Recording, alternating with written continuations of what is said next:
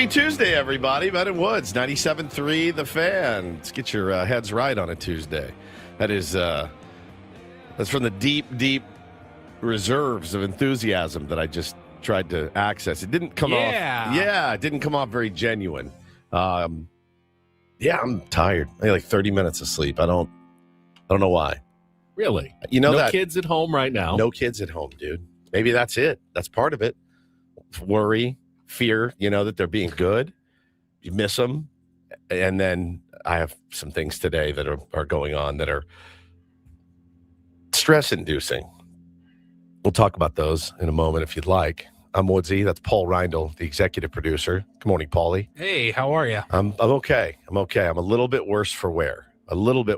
Just couldn't shut it down last night. Could not shut it down. Nothing worked. Tried an audiobook, tried soundscapes, tried nothing, tried a show, tried a book.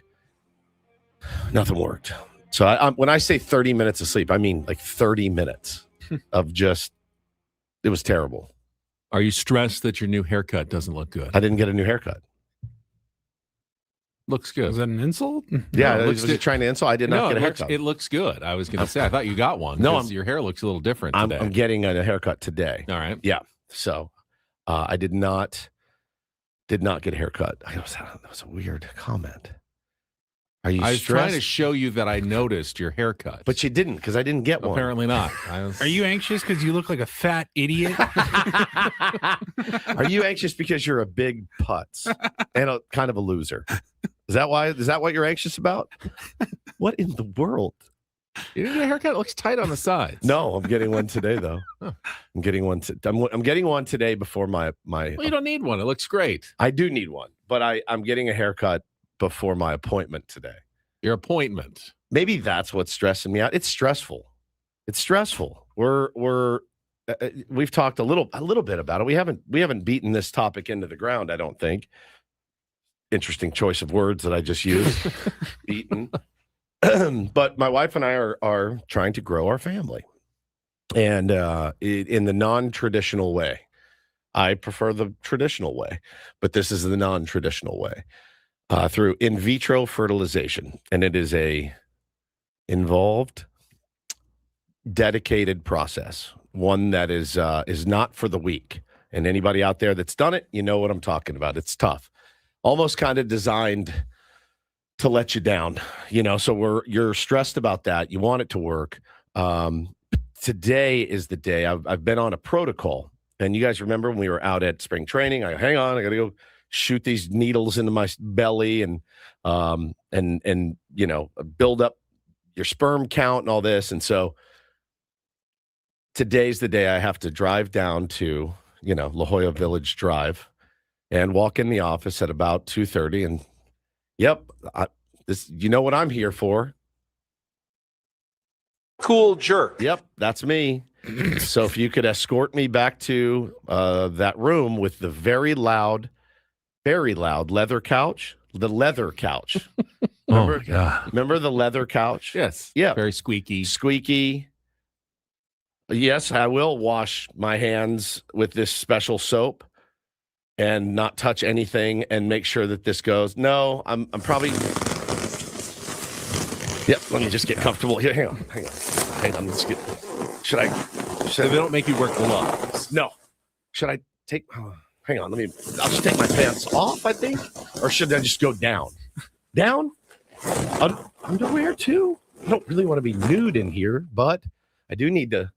Hang on. Let me get. I assume the door locks. Let me get a little free. Definitely don't think about how many other dudes were in here today doing that. The same You're the thing. only one who's ever been in that room. They have a special room. They built it just for you. Every single client that comes in. The hot, loud, sticky leather Hundreds chair. of rooms. Don't worry. No, They're there's never one used room. again. It's disposable. One hot, sticky leather couch. Everyone listening has passed out at a friend's house. And they're like, bro, just sleep here. Don't drive home. You're like, yeah, all right, that sounds good. And you wake up on a Saturday morning at 7 a.m.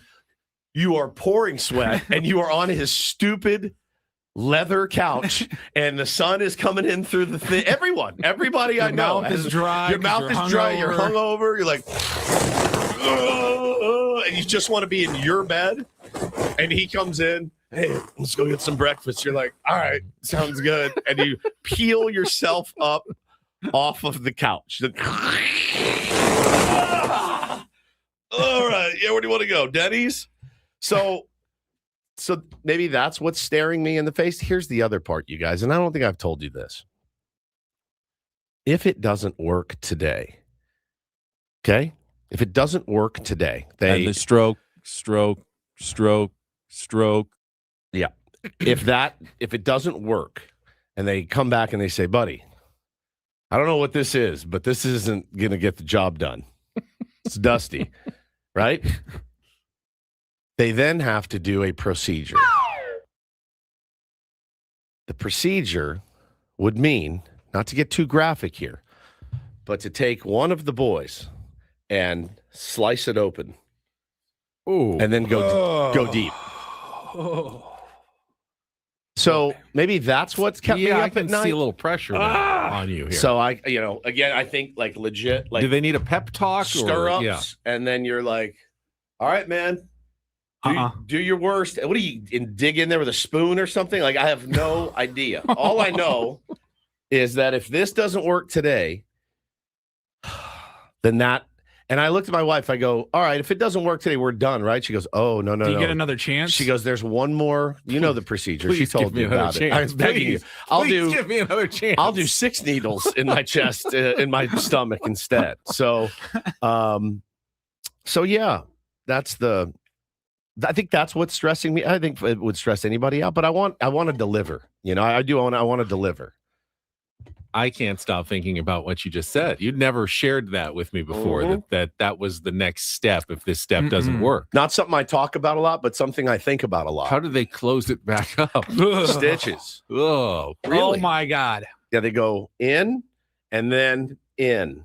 So cut the, right. Yeah, and then sure. Get access to the thing and then in again. And then, like a Cadbury egg is what I guess. Take a scalpel to a Cadbury egg. That's in a bag. And then, I'm assuming that's what it's like. So that's weighing on me a little bit. You want to deliver. You want to be, thought of as the virile, no problem here, right? But so, yeah, I'm a little nervous about it. I'm not nervous about the procedure yet because I'm not there yet. Right. But I'm nervous about today. I want it to go well. I also want it to go quickly.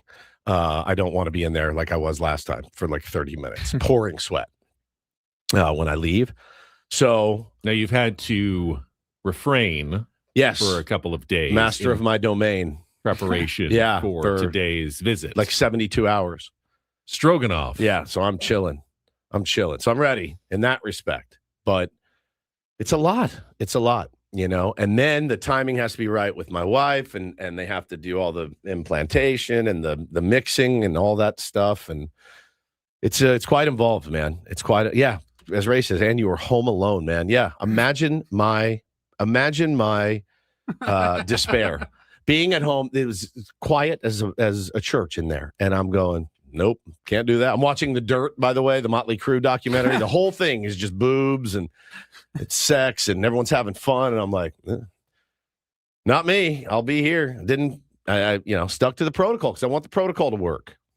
So, yeah. Do you need me to pick you up? You were so nice to pick me up after my colonoscopy last week and take me for a sandwich. Can I return the favor?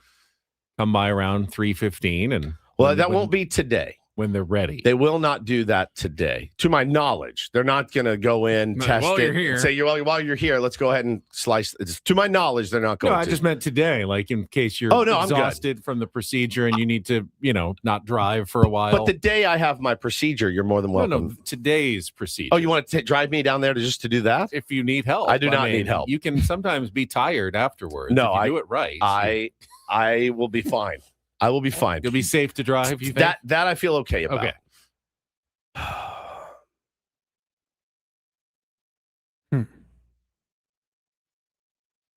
Yeah, that'd be stressing me out too.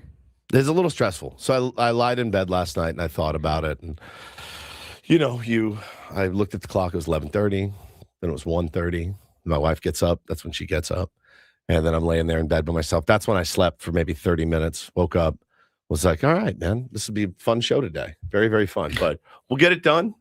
It's got a lot of practice in that respect. So we'll be fine there. And hopefully it goes well. So hold a good thought for the Woods family today. We will. Well, as you said at the beginning, this job always requires a strategic emergency reserve of enthusiasm. Yeah, it that does. may not be readily available to everybody else at all times. Yeah. But when you host a morning show, little secret, we don't always wake up in the best of moods. Correct. With a ton of energy. Yep. And occasionally we've got to dip into that strategic emergency reserve, Yep. which you are going to do this morning. I will dip into it. I've already I feel it bubbling up, and we'll see what happens. But yeah, I hope it goes well. And I think I'm excited for the rest of the week too, with opening day and our show anniversary and all that. So there's a lot to do, a lot to get to, a lot to think about. I think I just got a little overwhelmed in my head last night, which has been a while. I've been sleeping great, been falling asleep, no problem, feeling better. But yeah, we'll see what happens. Well, good Come luck to you. crank your hog. That's right. This afternoon with me down at Reproductive Center. We'll find out if that drop advanced in the tournament of drops in about an hour. Oh, yes. When We have update- results. Yes, we have the my results God. from the round of 16 matchups voted on by the tier ones, and we'll have our Elite Eight after this morning, my and we'll set God. up the matchups to determine the final four. Let's see. How was your day, Paulie? How was my day? My day was good. Good. My day was busy, but my day was good. Good. And a lot of work opening to week do. is an incribly busy week for Paulie in particular. Yes. Yeah. With lots of new production for the baseball season.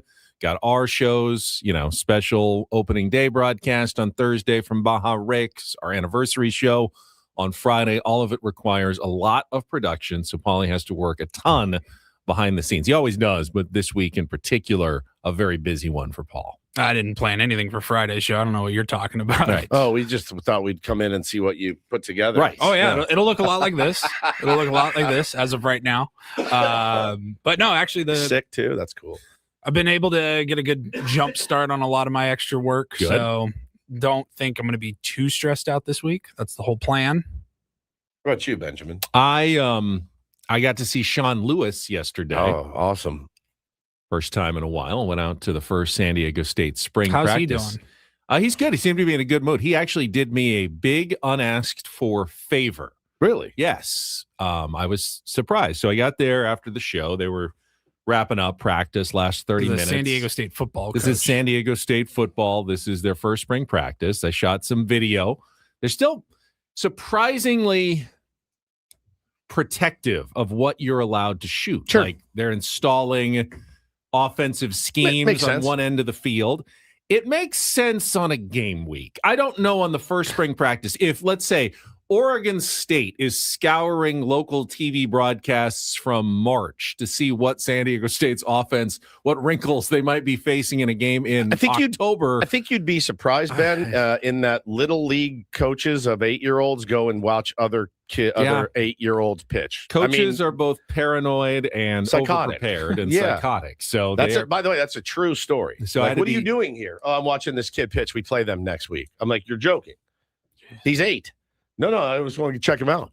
coaches are insane. It's insane. Coaches have insane I behavior. might have done it. I actually had an escort that had to walk with me to tell me what I could and You had could an not You had an shoot. escort You got with an you escort yesterday? yesterday? Oh my God, what a Monday! Drew Oh. from the San Diego State Media Relations Sounds hot. Department Yeah, he does. escorted me around the field. He says, you can shoot that, but not this. Okay. So I was being careful. And then practice ended, and they brought over a couple players, Lucky Sutton and Joe Bourgeon, and then Coach Lewis came. Nice. Now, I was there. I think Derek Togerson was there, Kurt Kenny from the UT. So we had a mini little scrum, like 3 or 4 people.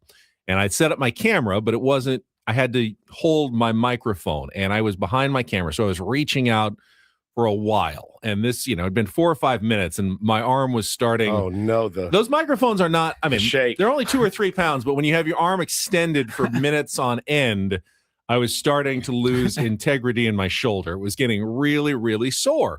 And I was wondering, I'm going to have to figure out a way to adjust, turn. brace it with your other hand, right? I would have been in front of Derek's camera. I was Got just in an awkward position. And I was starting to worry, like, what am I going to do? This is going to be embarrassing.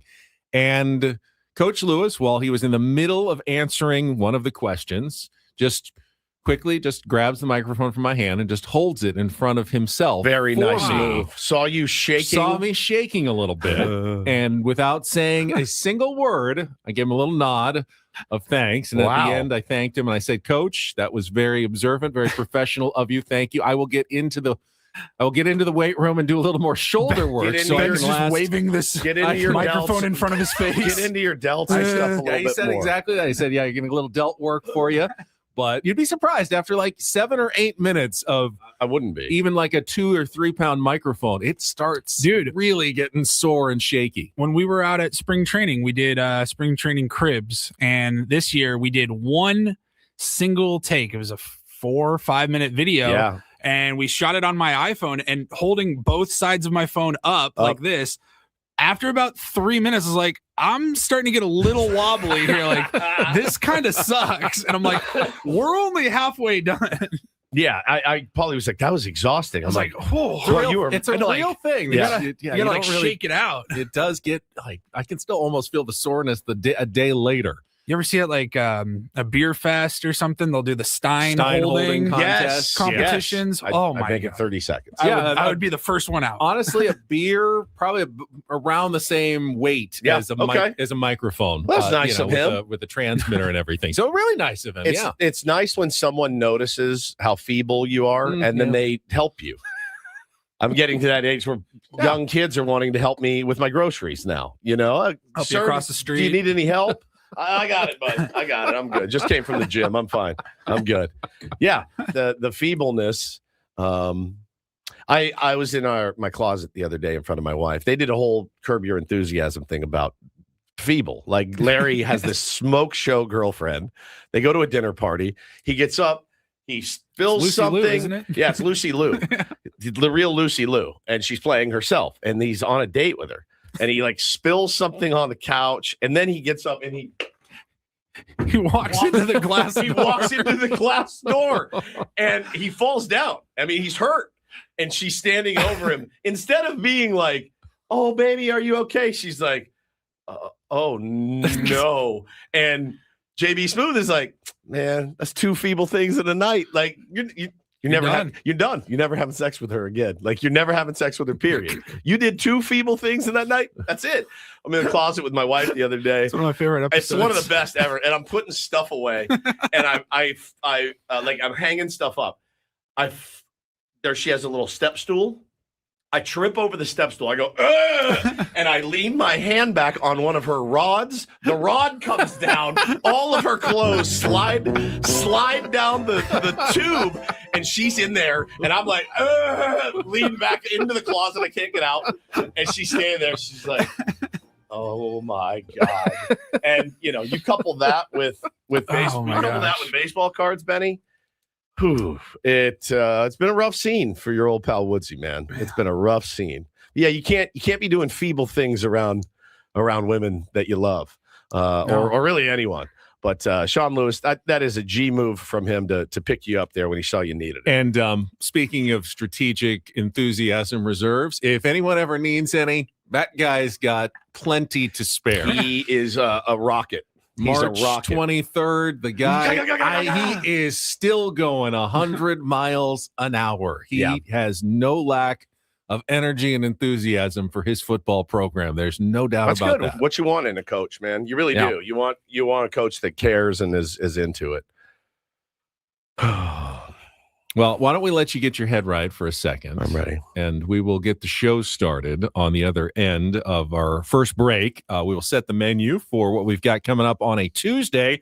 A little bit of looking ahead to the Padres season as they have wrapped up spring training. Look back to yesterday, got a little more news from Craig Stammen and the San Diego Padres about the what the roster is going to look like as we start the season on Thursday. We'll get to all of that coming up. Tier 1's glad to have you with us. Tuesday morning show with Ben and Woods on San Diego's #1 sports station, 97.3 The Fan. Let's get our first check of traffic this morning from Kelly Danick, and we'll be right back.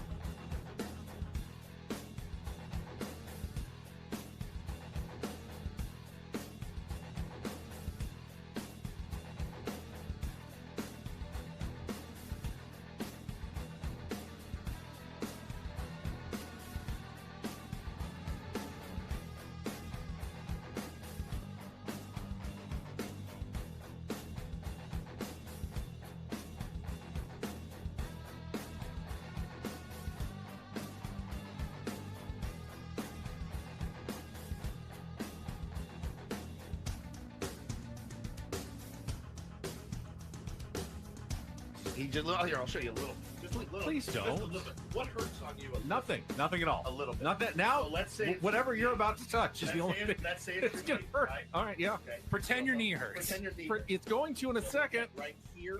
Oh, that is not pleasant. Hey, player, this is all yours. This room with this view. This speakeasy with this cocktail. Hey, could you make that too? The spa with this. And this pool on this roof. This is all for you. The all-new Hamul Casino Resort, now open.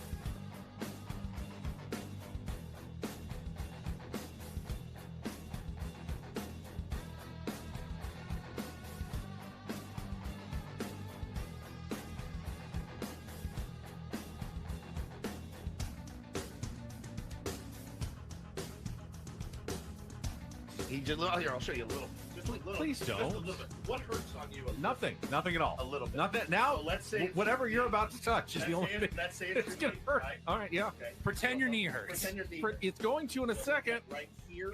Oh, that is not pleasant. Hey, player, this is all yours. This room with this view. This speakeasy with this cocktail. Hey, could you make that too? The spa with... Ever seen that poem, Footprints in the Sand? Yeah, absolutely. Today, People put it on walls Yeah. and frames and stuff. Big in the 70s. Your mom probably had it. My mom Yeah. did in her bathroom. I need there to be one set of footprints today. I need them to be yours because that means you're carrying me. Right. Okay? So just your big, giant feet. Yeah, the story, how does it go? It's I was walking. looks back in his life and No. It's God's walking with him. There's two sets Yeah, of footprints. two And in the steps. toughest parts of his life, There was there's just only one. one set of footprint. And he wants to know, why did you abandon me in these tough periods? Right. And he goes, I didn't abandon you. I was I was carrying you. So today in the sand, the metaphorical sand, I need there to be one set of footprints. Okay? Do we need to make a video of me carrying you? Maybe. Yeah. Me on your back. Do you think you could? How far could you get? I was thinking more Oh, like this? Like a baby? Like a baby. I think it'd probably be easier on your back. might hurt my back that way. You think so? I don't know. I think you holding me I think you care like That would hurt your back That would worse. hurt way. That would be way To tougher. carry you than like- like a piggyback. Piggyback. Piggyback. Yeah. Either way could be a problem. Okay. Well, we'll see. I'm not worried about your legs. I'm more worried about your arms. Yeah, I'm worried about your arms. Really? You couldn't hold a I'm microphone more up worried for about 3 my minutes. back. Well, you couldn't hold a microphone up for 3 minutes yesterday. Good point. You think you're going to hold me? I'm 220 pounds. You're going to I'm saying you carry them one way, it's going to be more strain on your arms. Right, You right. Piggyback, it's going to be more on your legs. That's right.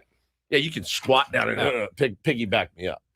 Getting you up to begin with is going to be the hardest part. Maybe Paulie could hand you to. All right, you Save know, that. Let's just try it right now. Yeah, let's save that. Let's save that. Why don't you try it Let's right jump now? on your back.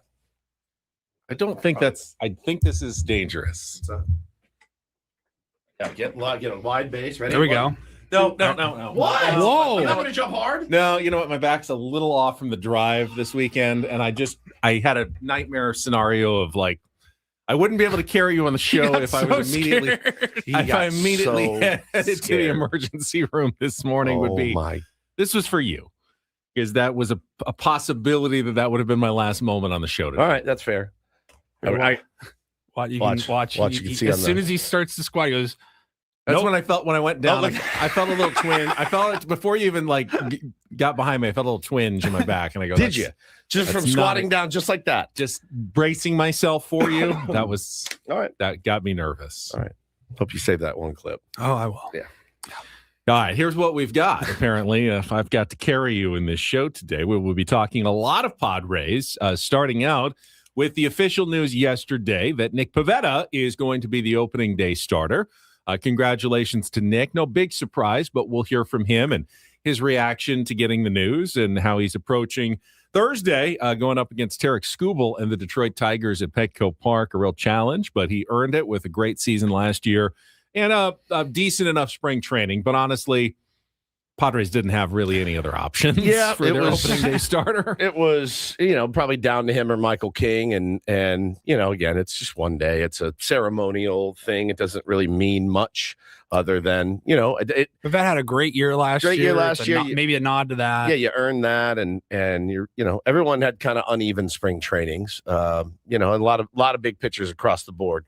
I was reading some last night, guys that have had really bad seasons or bad spring trainings, but are expected to have a good season. Guys like Cole Reagans, they're very much counting on him in Kansas City. There's a dozen, man, that are like, God, they just have not looked sharp in spring training. And, again, talk about flipping the switch. That's what we're expecting from Michael King. Not sure on Joe when he's going to be back. But Nick Pivetta, too, man, go out and do what you did last year. We'll be okay. And even Craig Stammen said the opening day start is usually more a reflection on what you did last year. Yeah. And he was fantastic last year. And I've loved his attitude as well about being the sixth best pitcher in the National League. He finished sixth in the Cy Young voting. Yep. It's not good enough. He's looking at the five guys ahead of him and going, what do I need to do to be better than those guys? It's not about, hey, what can I do to pitch almost as well as I did this last year? We know some regression is coming. That's not his mindset. His mindset is I need to pass upward. five more guys and be the best pitcher in the National League. We'll hear from Nick Pivetta in just a minute. Coming up at 7 o'clock, as I mentioned, we will give you the results of our round of 16 in our 7th annual tournament of drops. You voted. Paulie is tabulating the results. We will have the winners to advance to our Elite Eight before we choose the drop of the year on opening day at Baja Ricks on Thursday. We will give you the results and set the matchups for the Elite Eight at 7:20. Got Don't Do This. Really cool moment yesterday from our friend Skip Schumacher, manager of the Texas Rangers, that we'll share with you if you didn't see it already on social media. That'll be part of Do This. We'll have more Padres talk, and then in our 8 o'clock hour, some Take on Woods. Got a Reindl Report with some headlines in the 9 o'clock hour as well. Want to remind everybody at some point where you're going to be able to see all the baseball games. I've told you a couple of times this week already that Netflix has tomorrow night's opener against the Yankees and the Giants. Rafael Devers and the Giants hosting Aaron Judge and the Yankees. Opening night, live on Netflix tomorrow at 5 o'clock Pacific. But that's their only actual game other than the Field of Dreams game. You're not going to see a bunch of baseball on Netflix. Oh, is that right? Okay. Opening day, the Home Run Derby. Home Run Derby, yeah. And the Field of Dreams game. Where can you find the rest of baseball? Because it's different this year. We'll go through some of the televised options for you this year and where you're going to be able to watch the Padres and other teams throughout the season. So we'll get to all of that. But I want to start. We're going to hear from Nick Pivetta, new opening day starter for your San Diego Padres, and we'll do that after a check of traffic here on 97.3 The Fan. From the 855 Get Ross Traffic Center. Injured? Demand justice. Demand Jurowitz. 855GetRoss.com. Here's Kelly Danick. Traffic is sponsored by Albertsons, Vons, and Pavilions. Starting to see the typical slowdowns on our roads. Yeah, we're looking at you, West 52, heading out of Santee. But fortunately, folks are doing a pretty good job of staying out of trouble on the roads. We are seeing some volume on the Coronado Bridge from about mid-span on over to the island. And we've got some thick fog around parts of the county, especially the coastline. So leave extra time for travel if that is your route. Save on fresh quality ingredients when you shop at Vons and Albertsons. Right now, get USDA Choice Tri-Tip Roast, untrimmed for $4.99 per pound. Limit 2 roasts with membership where applicable. Shop in-store or online at Vons or Albertsons.com to find more deals and savings. I'm Kelly Danick with Ben & Wood, San Diego's #1 sports station, 97.3 The Fan. All guests on Ben & Woods appear on the SDCCU fan hotline. It's not big bank banking. It is better. Congratulations to Sam Levitt, who is now regular season Sammy, who's crossed back into California, posted his final pictures, saying farewell to the Peoria Sports Complex yesterday after a really good month and a half of coverage. But before he left, was able to get a little more audio from Nick Pivetta, who got the official word from Craig Stammen that he's going to be the Padres opening day starter on Thursday. Here's what Nicky P had to say yesterday at the Peoria Sports Complex. Well, Nick, congratulations on getting the nod for opening day. What was your reaction when you heard the news? Just grateful for the opportunity. Excited. Excited to get out of Arizona and just start the season off, in sunny San Diego. Your first opening day start in your career. What's the significance of getting this kind of opportunity? I think you just kind of look at the guys that, have gotten opening days in the past that I played with, and, they're all great pitchers, great human beings. So it's just an honor to be able to get that, and hopefully I can just start off on a good start. Last year, you had the opportunity to pitch in San Diego, experience what the ballpark is like, the sold-out crowd, some of the electricity there. What's your level of anticipation to have this opportunity in that kind of environment in particular? Yeah, it's just excitement. I mean, I think it's just fun for us to just be able to play in front of the fans, the people who love the game. I think that's the most important thing. So as long as you're going on having fun, enjoying the moment, it's always fun to have first in the big leagues, and it's another one. So I'm excited for it. Nick Pivetta, who is so very calm when you talk to him outside of his starts. He's such an enthusiastic, fiery energy guy on the mound. He's intense. And then when you run into him, very laid back. Very Canadian. Very nice, friendly. But you know that he will have adrenaline running through him. There will be an intensity to the opening day start for the San Diego Padres with Nick Pivetta. My worry would be it can be overwhelming. Nick is used to pitching with that kind of emotion and intensity. I don't know how much more you can actually ramp up. He threw in the playoffs last year. That was a ton of intensity against the Cubs. And now this will be a different sort for game 1 of the season on Thursday. Yeah, excited to watch that whole thing unfold. And we're just a couple days away. So I know everyone is champing at the bit to get out there and watch Nicky P. And Tarek Skubal is going to be a lot of fun to watch too, hopefully. I mean, you're seeing one of the greatest pitchers of his generation.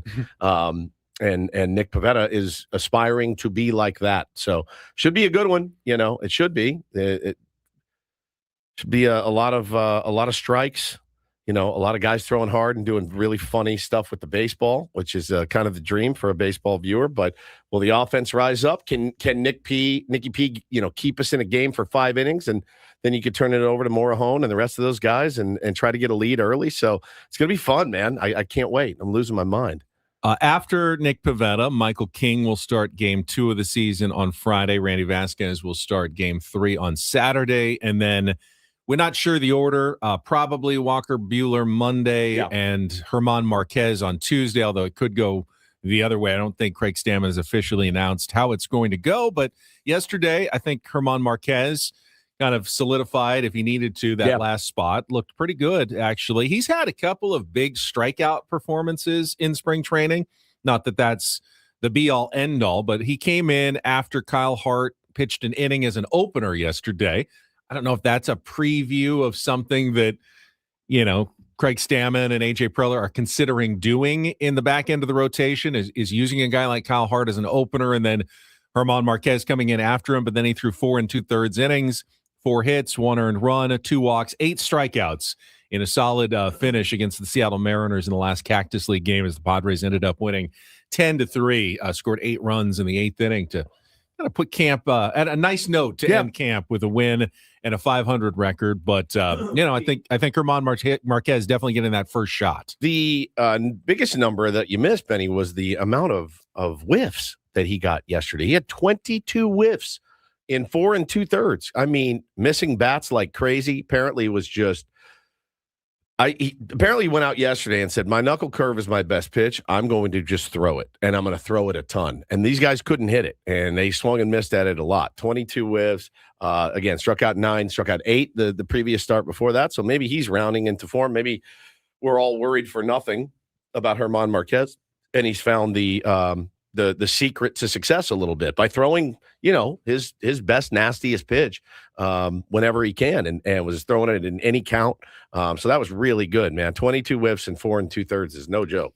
Yeah, I think it's fair to be concerned about the Padres pitching rotation at this point.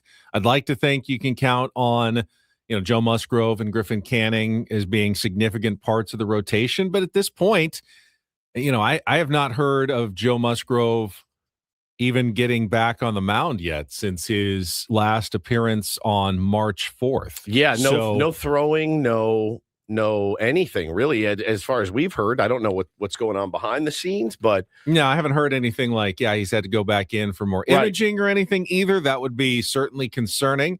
But I really expected by this point, to see Joe at least back maybe in another spring training game by the end, even if he wasn't going to start the season with the Padres. It's closing in on 3 weeks. I think tomorrow will be 3 weeks since his only start against Great Britain. And that was like 60 pitch inning again, or 60 pitch. 2 innings, 60 pitches against Great Britain.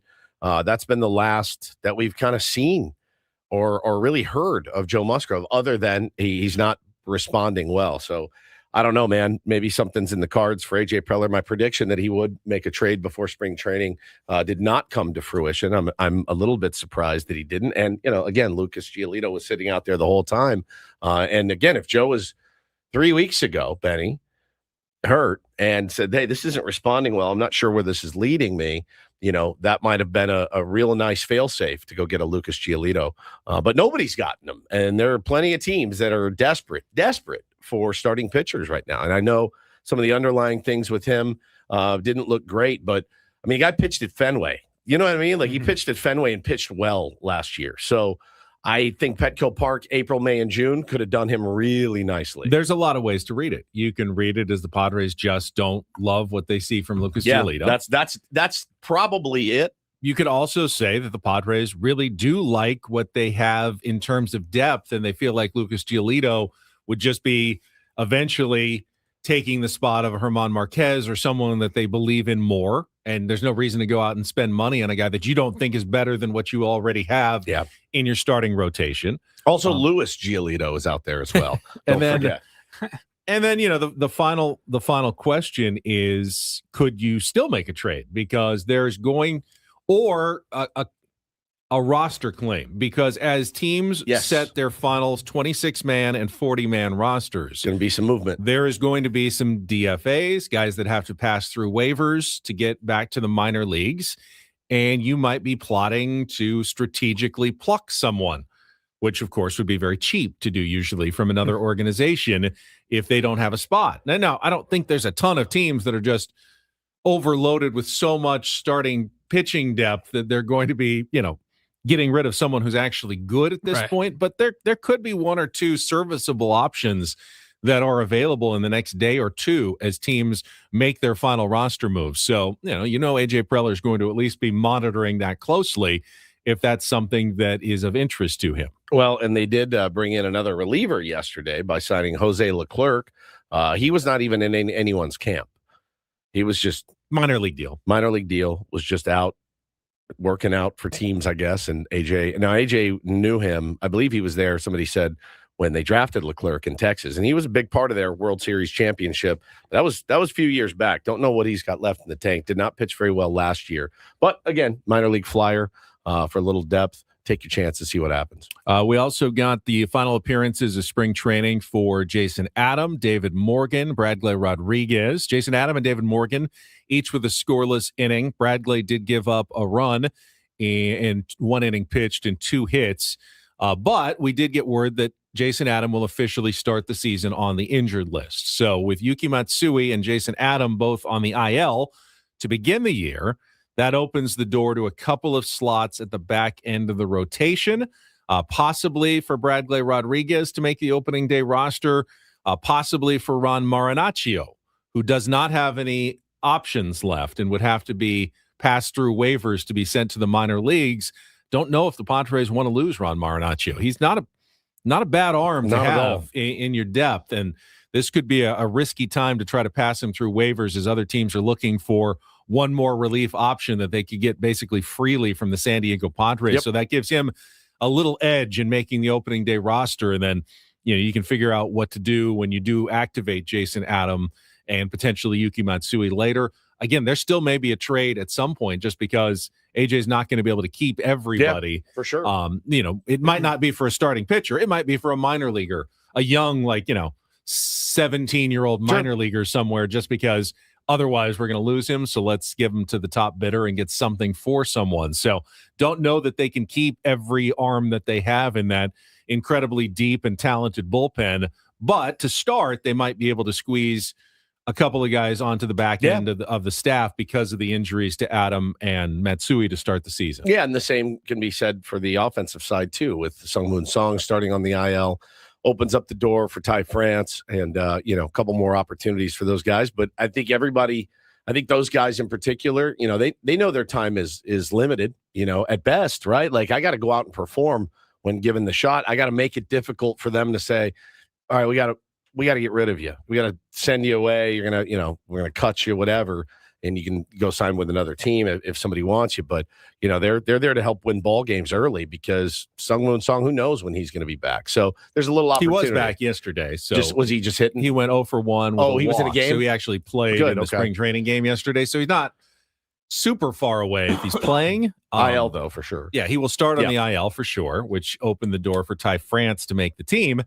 Yeah, the question is, it would be nice if the Padres had the good problem that Ty France is really coming off the bench nicely for us and playing well. We don't want to lose him and try to send him through waivers to the minors, so we have to keep him. What do we do with Sungmoon Song now? That would be a nice problem to have. It's a problem, but it would be a nice problem to have if AJ Preller has a tough decision to make in the first 2 or 3 weeks of the season on how to manage that 26-man roster. So he'll start on the IL.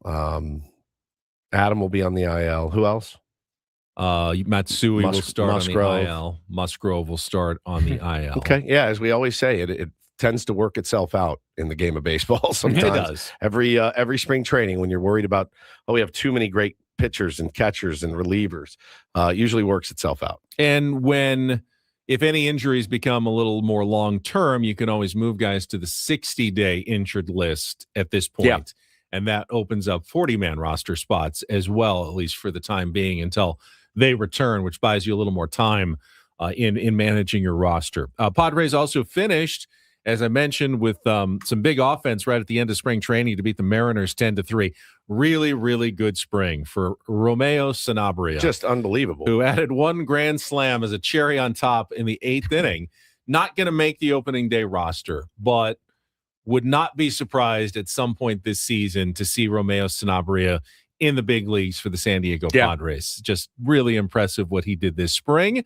And then you also got a home run from Kel Fountain, who homered on Saturday in the spring breakout game, and then came and did it in a Major League Cactus League game yesterday as well. So a couple of the youngsters in the Padres organization finishing spring training on a high note yesterday as the Padres wrapped it up and got the buses on the way back to San Diego, and players get their own rides usually, whether it's car, plane, different options in getting back to San Diego. So they're all home. They should all be home listening to Ben and Woods in the comforts of their own condos and houses right now. Yeah. Well, welcome back, guys. Thanks for being here. Sorry I'm not up to snuff today, but I'll be better. They have few of them will have actually people who drive their cars back for them. Yeah, I would have done that. That would have been a good gig. Drive, yeah. That is, how do you get that gig? I want that gig because they fly back. I'll drive for years. I would love that gig. I'll drive you back. I'll drive it back. Don't worry about it. But they want to have their car. They don't want to drive all the way, like we do, 6 hours through the desert. But they want to have their car, their actual car, not a rental car, while they're in Arizona for a month and a half. They drive it out. They drive it back. So someone else drives it out for them. And I see enough California license plates in the players' parking lot. Yeah. That's a personal car. Oh yeah. And then you see the rental cars that are clearly rental cars with Arizona plates. And like some have Florida license plates on it. Now that's the gig I don't want. I don't want to drive from Florida to Arizona for you, Manny, and then drive from Arizona. I would 100%. Does Manny have San Diego cars and Florida cars for when he goes back, do you think? Guaranteed. Yeah. Guaranteed. Now I wonder if that car goes back to Florida and he just flies home. Maybe the guy he doesn't drive out together with him.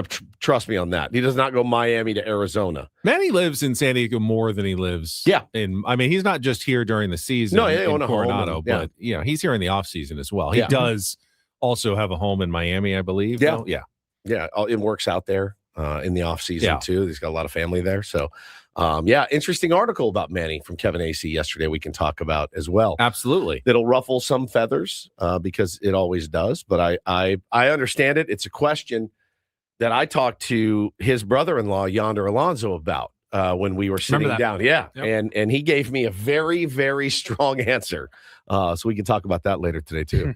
Meanwhile, Padres not only ended spring training, the Dodgers ended their spring training with a rough outing by Roki Sasaki. Yeah. Did you see what he did? That was about as rough as it gets. So he didn't give up any hits, which is nice, but he gave up 5 runs, 6 walks, 2 hit batsmen, and he has been officially named a member of the Dodgers starting rotation. Yeah, I think he's their 4. I think he's their 3 or 4. He's not one of the best 13 pitchers on their roster. He's going to be given a charity spot on the team, essentially. I wonder why. Dave Roberts, they want to see him on the big league level and push him, but apparently Dave Roberts wanted to see compete mode from Roki Sasaki yesterday, and what he got was can't throw strike mode from Roki Sasaki.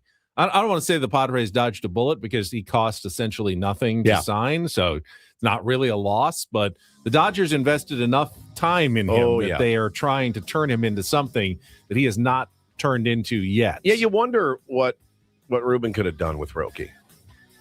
You do a little bit. Or maybe the results would have been the same. Hanging with you, Darvish, all that, Hey, we make decisions. We live with them. It's okay. All right, we will come back. The Tournament of Drops, the first 8 winners revealed next year with Ben and Woods on 97.3 The Fan.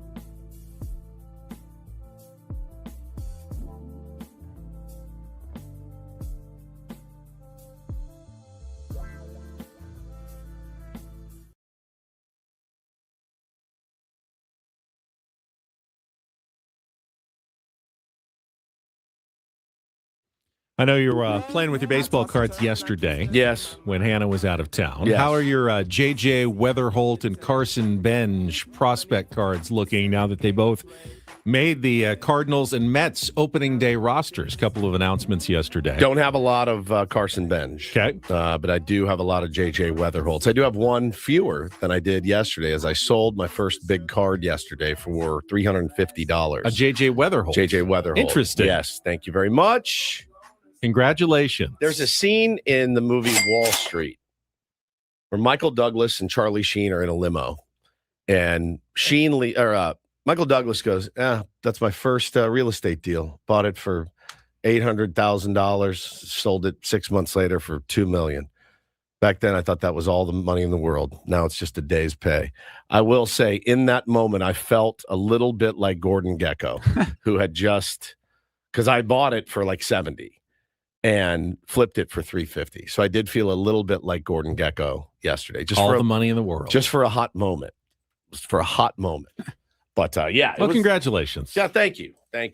Feels good. And then yesterday, you turned your attention to more pressing matters. Yes. Fantasy draft? My fantasy baseball keeper league What draft. a day for you. It was, Wow. I mean, you couldn't get much cooler than that, playing with baseball cards all Do you day. have time for Settlers of Catan? Little Dungeons and Dragons after your draft? A little bit. Wife showed up. She's been gone. She walks in the middle of my draft, and I go, "Oh, hi!" And it's like you can't. Did you react startled and have to hide what you were doing? You can't miss. You don't want to miss a player that pops up that you can bid on. So I had to run in They brought up like Drake Baldwin or something. I had no interest in Drake Baldwin, so I ran in the other room quickly, gave her a big hug and kiss, ran back in. I didn't want to miss out on Shane Baz or something, but I didn't. So I actually got a great team, and it wasn't just me that agreed with my great team. It was one Eno Saris. No, as you well. did not. I did. Oh, you did. I did. Did it again. You sent him. Sent him afterwards for his just his stamp of approval. 100% edification. That's so embarrassing. Yeah, it is. It's not embarrassing. It's awesome. Had you asked him for advice beforehand as well? Yeah, you remember? Not today. Right. Oh, but you remember I had asked him about, hey, this is my league. What guys would you keep? I get 5 keepers, 3 pitchers. Who would you pick? And he gave me some insight. And so when I started my pitching, drafting my pitchers yesterday, I sent him the screenshot and I go, here's my pitcher so far. And he wrote, I'll tell you exactly what he wrote right now. Well done. Exclamation point, exclamation point. Oh, like a teacher with your paper at the end. Well done. A-. I went, oh my God. I got the seal and the stamp of approval from one Eno Saris, who he lives for this stuff. I mean, I want to make fun of you. I'm kind of impressed. I was waiting. Like I sent it and it wouldn't have surprised me if he said, you might have overpaid for him, but blah, blah, blah. Like he wrote, well done. Now he could have been at dinner with his family. It was right around dinner time. He's and like, he hey, just wanted to, everybody I know asks me to do this. Yeah. But here, let me do one more. Great job. You want to hear who I got? Sure, why not? The riveting radio, of course. All He's right. talking about your own my pitching staff. Fantasy team. My pitching staff. Shane Baz, Edward Cabrera, got him for $1. Dylan Cease, a lot of punchies. Johan Duran, George Kirby, Nick Pivetta, Robbie Ray, Brian Wu, and Griffin Jacks. The nastiest stuff, maybe, ever assembled on one team. My offense is a little suspect, but my pitching will You're carry going me. all in on pitching. I went Stuff all in. plus. Yeah, stuff plus, all of it. I went nuts. And Eno loved it too. All right, good luck to you. Thank you. I mean, it's like if you got to send your swing over to Hank Haney or say, what do you think of my swing? And he's like, well done. You'd lose your mind, right? Sure. Oh, yeah. You would lose your mind. I told you the story when I was in college, and I was testing out a driver at, I think it was like the Callaway facility, like indoor simulator. And this was the old school ones before they popped up everywhere. But I was testing a couple of drivers, and I'm not paying attention, but I hear the door open behind me as I just uncork a drive, and it goes out on the screen, and the numbers come up, and it's 300 yards. Woo! I just knocked one 300 yards, and I look back, and the guy who walked in goes, 3 bills. Nice. It was Rocco Mediate. Let's go, PGA dude. Tour star who lost, of Rocco. course, the 2008 U.S. Open playoff at Torrey Pines to Tiger Woods. And he kind of nodded and goes, 3 bills. Nice. 3 bills? Nice. That's a PGA Tour star right there that just gave me the seal of approval on that drive that I hit. So Man, I know what you mean. I know you know what? It's fun to impress someone that you respect. I love Rocco too. their knowledge. Yeah, Rocco's He's great. the greatest. What a cool guy to do that. I know. He has no idea. It's like I don't know why you even walked in. It's almost like you walked into the wrong room. he'll or he forget was- about that. Yeah. He's already forgotten about it, but you'll remember that for the rest of your life. The rest of your life. I know. Yeah, it's pretty sick. Very So, cool. Thank you, Eno. You made my night. All right. I think I've got his number if you want to ask him. Rocco Mediate. See if he remembers. See if he remembers. Yeah. Hey, do you remember this guy? Walking into a 20 random years room ago. once and Yes. seeing someone hit a 300-yard drive Yeah, on a we've had simulator. him on the show before. He's great.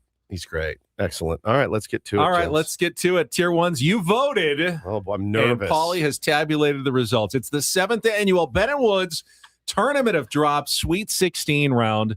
Put all the matchups together yesterday, and there were some close results. So, Paulie, let's go through the brackets, the results. We'll start in the explicit region with the number 1 seed, Crank Your Hog. Oh.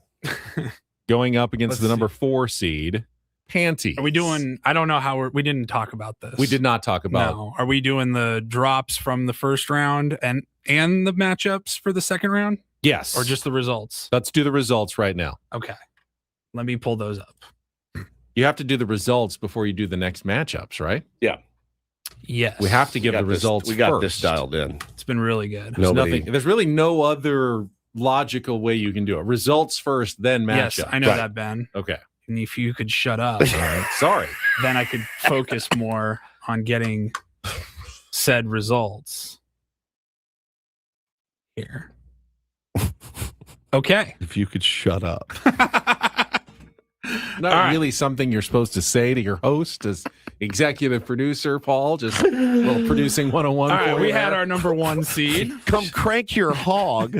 You threw me off by honestly. What threw me off was you saying the drop. Sorry, you I was messed like, me wait, up, are too. you gonna? Am I gonna play it, or are you just gonna gonna read read it? it? Well, I didn't think you looked ready, so I wanted Come to crank your hog. against the number 4 seed, Panties. All right. And this one was not that close. The number 1 seed prevailed. It moved on with 66% of the vote. So the number 1 seed there. We had a that two. was Woods, Me. who's never won one of these Never won. before. That was Crank Your but Hog? has a very Yes. strong Okay. entry this year. Crank your hog. Play the is winner moving on. again. Come crank your hog. There we go. That is your winner. Okay. Moving on. And then we had our 2 versus 3 matchup, which was. I'm having a meltdown over here. It's Gobbler's Knob against. Stop reading it. He just said he I didn't don't- want you to read it. Let him figure it out. That one I actually did need. I've never seen Paulie so Flummoxed. flummoxed by his own board. Gobbler's before. Knob. There it is. Nothing saved. And that's going up against your 3 seed. It's so stiff. Could we have an all Woods Me, matchup? me v me. Yeah, it's possible. Not in this region No. Damn it. because the 2 seed is moving on with 54% of the vote. Gobbler's Knob. It's so good. Well, that's going to be an elite. Oh, what a elite matchup. Oh my God. Crazy. All right, let's move down to the excuse me region. It's Excuse me region. Paulie. All right, we will start with our number 1 seed, another Ben drop. I don't have a sister. Brilliant. By the way, my sister was in the chat yesterday going, send me the link. I want to vote. She wants Send to me the vote. link. She was voting for herself. She or not herself. Or not herself. Whatever the case I may don't have be. a sister.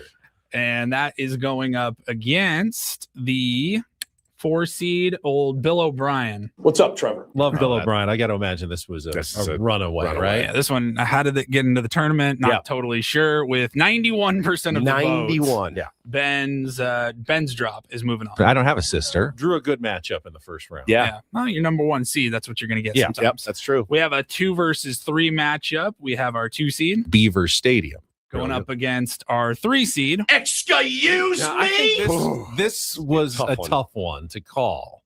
Well, with 60% of Okay. the vote, The winner was the winner was our 3 seed. Excuse me. Boom. So we'll have that one. I hope she hears that for the rest of her life. So that drop Excuse me? will go up against. I don't have a sister. That's going to be a that's a tough good matchup. In the excuse me region in our Elite Eight. All right, let's go to the other side of the bracket over to the extension region, Paulie. We had our number 1 seed, You guys are the voice of San Diego. Thank you, Manny. and that is going up against the 4 seed, our friends at the auction. No brainer Tough for draw me. for the auction. Tough but- draw yeah. for the auction. I but love that drop. I Like do every too. time we play it, it makes me laugh. But with a whopping 80% of the votes, You guys are the voice of San Diego. Thank you, Manny. Don't that is forget moving it. on to the Elite 8. All right, and then the bottom half of the extension region. We had our number 2 seed. Yes, I am the throat goat. A lot of good Woods drops this year. And that was going up against Adolf Hitler. Your beloved. Interesting. And this one was a little close. Little tight? 55% of the vote is our winner, and that is going to our number 2 seed. Yes, I am the throat goat. Another Woodsy drop. Moving on. All right, that's 3 Woods drops into the God. Elite Eight. You've got almost half the field already still Oh my alive. God, that's crazy. All right, And now then, back to the bottom right-hand corner, our exclamation region, and the 1-4 matchup, Ollie. We had our number 1 seed. He's the guy that I pegged.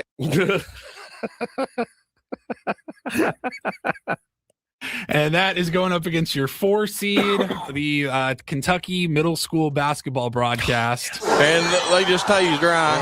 I feel like, well, I don't know if we've ever had a 1 seed upset in the first matchup. This one was not impossible. I don't know what the result And is. they just tell you dry. That's a strong 4 seed. That was so damn funny. When we I bet you that guy likes the smell of bacon.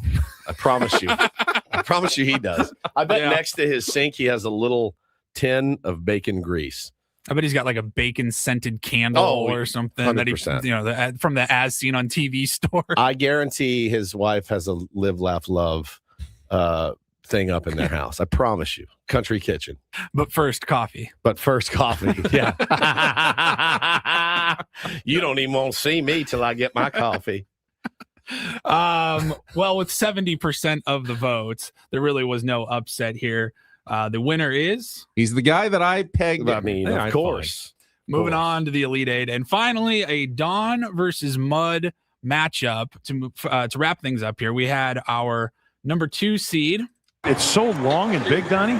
Going up against our number 3 seed with Don Orsillo. Fernando sneaks in the back door. Yes, sir. I had no idea. I which had one this one was as an gonna go. upset. I thought 3/2. Minor upset. I mean, this is just a hair's difference. I had between Mudley. these two.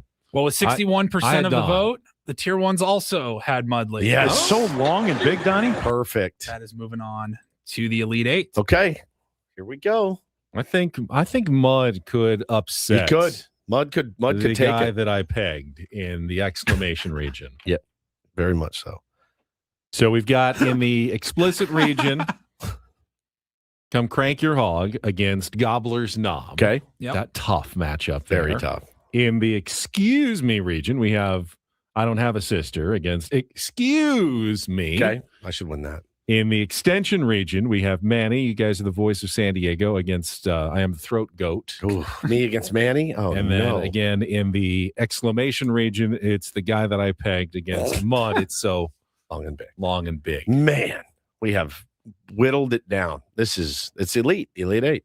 All right, so Paulie is going to put up another link with the Going up matchups right now. All going right. up right now, and you will have again until tomorrow morning to vote on your Elite Eight and determine the final 4 in the tournament of drops. Champion crowned at Baja Ricks. I believe so, yes. Yeah, we because will set the today we will stage vote tomorrow. to 4, Yep. and then 4 we will vote to 2. Actually, we'll reveal. No, we'll have the final winner on Friday. We'll have the final matchup on Thursday at Baja Ricks, right? Yes. Yes. Yes. And then on crown- Friday, on our birthday. on our on our birthday. birthday, Okay. we will crown the champion actually on Friday, now that I think about it. Just voted. Trying to do the math of it all. But thank you for everyone. Paulie said we had tons of votes overall.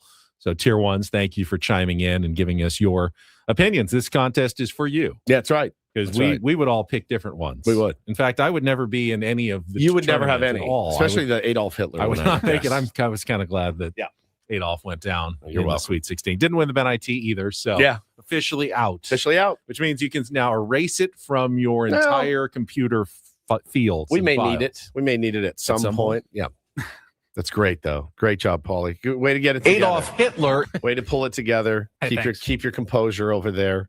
Just needed Ben to shut up. That's right. That's right. Don't we all, my friend? Don't we all? Again, why were you so mad at me? I Who? was Paulie. Wasn't mad. He wasn't mad. He was telling me to shut up. He just wanted to focus, and you were vamping, and in his ear, when you were vamping and reading the drops, it threw him off. Would you have been okay if Woods was talking, or was it just me that was bothering you? Probably. I would have probably told him to shut up too. Yeah, probably you might have. I'd be like, if you just shut up, Shut up. let me get to it. Let me fix it. You just wanted silence. You on the know, out radio. of all the words that are said in my home, and there's a lot of them, we let it rip. That's the one that gets my wife's goat the most. Shut up. Shut up. She cannot abide. Shut up. She can abide almost everything else, but shut up, she does not. If one of my kids tells the other one to shut up, it's very disrespectful. It is. She springs into action. I mean, there's That's such either such up or more down. nice ways. Shut to up or say. calm down. Yeah. I like to say calm. Please calm just give me down. a second. But shut up's pretty aggressive. Shut up. Bo does it all the time. Well, he's 8, and he gets when his brother gets, under his skin, he goes, shut up. And boy, Hannah loses her mind. That's the one. That's the one word. He can call him a name that's, inappropriate, and it doesn't get her as much as shut up does. Rod says, Ben, please fill out a Hurts feeling report and submit to Adam Klug. Paul hurt my feeling today. Hurt my feelings. I will send you some Odyssey points. Oh, thank you. Oh, there you go. To Perfect. That'll make make me happy. amends. All right, I got to pee. All right, Woods needs to take a break. But when we come back, yes, we will have Don't Do This, including a fantastic final spring training moment for the new manager of the Texas Rangers, Skip Schumacher. And we also have a crime that just is Unbelievable. I mean, it's Gnarly. It's just adjacent enough to sports that we can stick it into Don't Do This, but it is it'll make you scratch your head, and then it'll make you scratch your head again, and then it'll make you scratch your head again and just go, that's horrible. Coming up next with Ben and Woods. Yeah, but you'll be the only guy in the story scratching his head. That's a good point. With Ben and Woods coming up on San Diego's #1 sports station, 97.3 The Fan. First, though, if you follow sports, you know momentum can change fast. Same thing happens in the market. One headline, one downturn. Suddenly, people are wondering if they're still on track for retirement. I mean, with everything that's happening, all that uncertainty in the world right now, you see the markets going up and down and fluctuating every single day. Well, that's what Trajan Wealth is all about. Trajan Wealth helps bring stability to that uncertainty. TRAJANwealth.com. Their fiduciary advisors focus on tactical investments and personalized strategies designed around your risk tolerance, not emotion, not hype. As an independent firm, Trajan Wealth isn't tied to one product or one approach. Everything is customized to you. They're local with offices at Liberty Station, Carlsbad, and Del Mar, and they understand what's at stake. If you want a steadier approach to your financial future, start here. Call 619-367-0207. That's 619-367-0207, or take a few minutes online at TRAJANwealth.com. Again, TRAJANwealth.com. I'll just say quickly, I didn't know what I was missing. I was paying higher fees on some of my investments that I wasn't paying attention to. Trajan Wealth got me into such better place. They can do the same for you as well. It's Trajan Wealth. Plan smarter, dream bigger. Advisory services through Trajan Wealth LLC, SEC registered investment advisor. Client paid advertisement. Additional disclosures at TrajanWealth.com.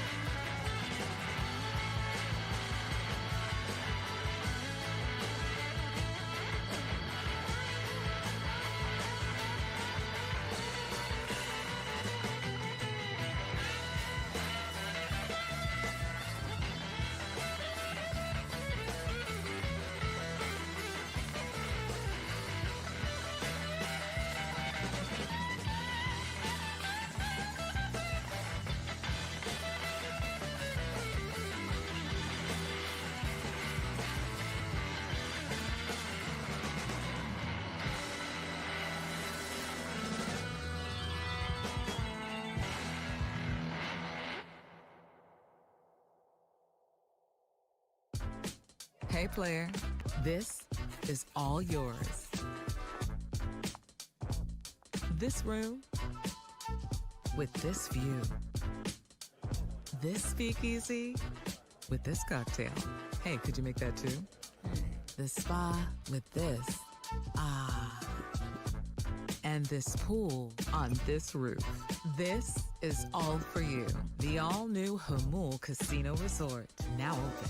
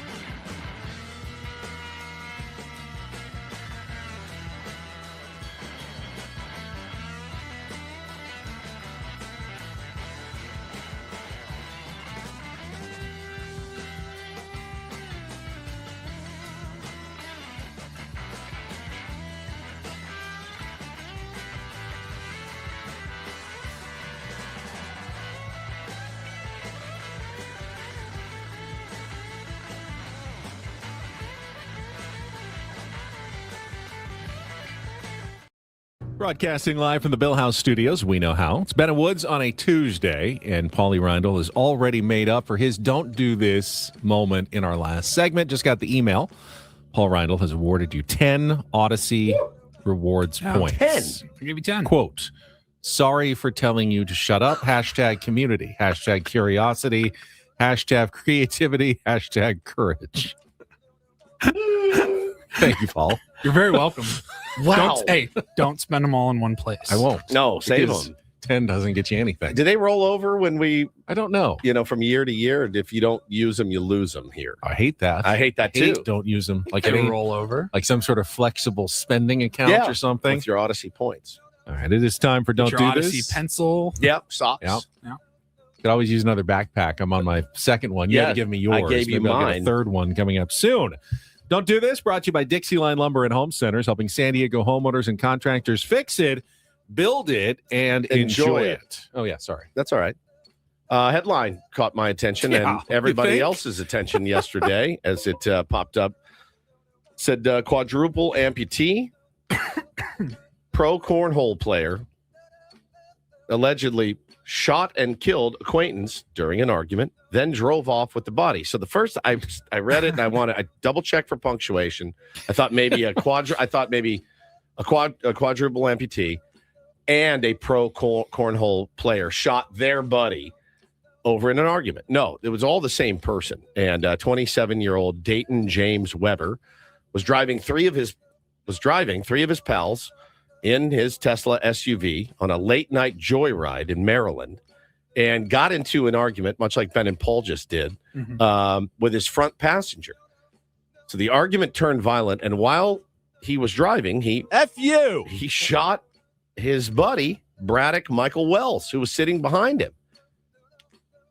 And he pulls the car over, and the passengers in the back seat, also friends, he's like, hey, help me drag this body out of the car. I can't, obviously.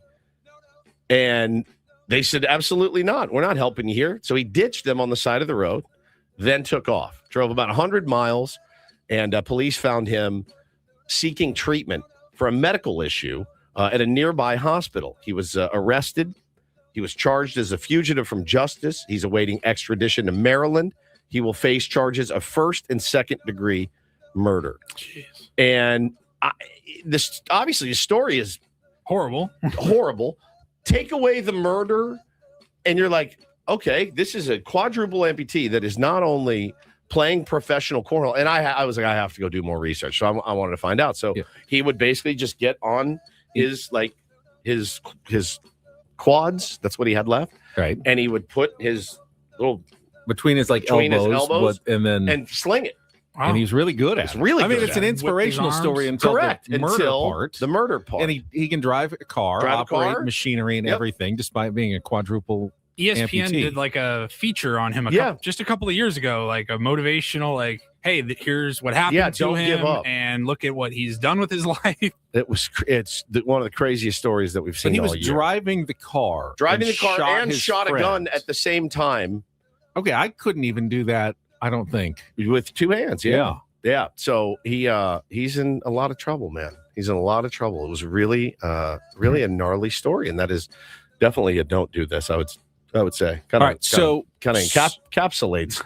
It does totally, and the cornhole makes it somewhat sports related. Very sportsy. All right, we're going to move on to do this. Although there is a small don't do this that Woods doesn't know about inside this do this story, and it has to do with the Texas Rangers and our friend Skip Schumacher and the story of Rule 5 draft pick Carter Baumler, relief pitcher who was originally drafted by the Baltimore Orioles. They left him off their 40-man roster this offseason, which exposed him to the Rule 5 draft. The Pirates took him in the Rule 5 draft, but then traded him to the Texas Rangers. Now, you remember how the Rule 5 draft works. You have to stay on the major leagues all year long or be offered back to your previous franchise. He was having a pretty good spring. Didn't know if it was good enough, though, to make the team. And the Rangers had their final spring training game yesterday in Arlington. Baumler came out to pitch against the Kansas City Royals in the 5th inning.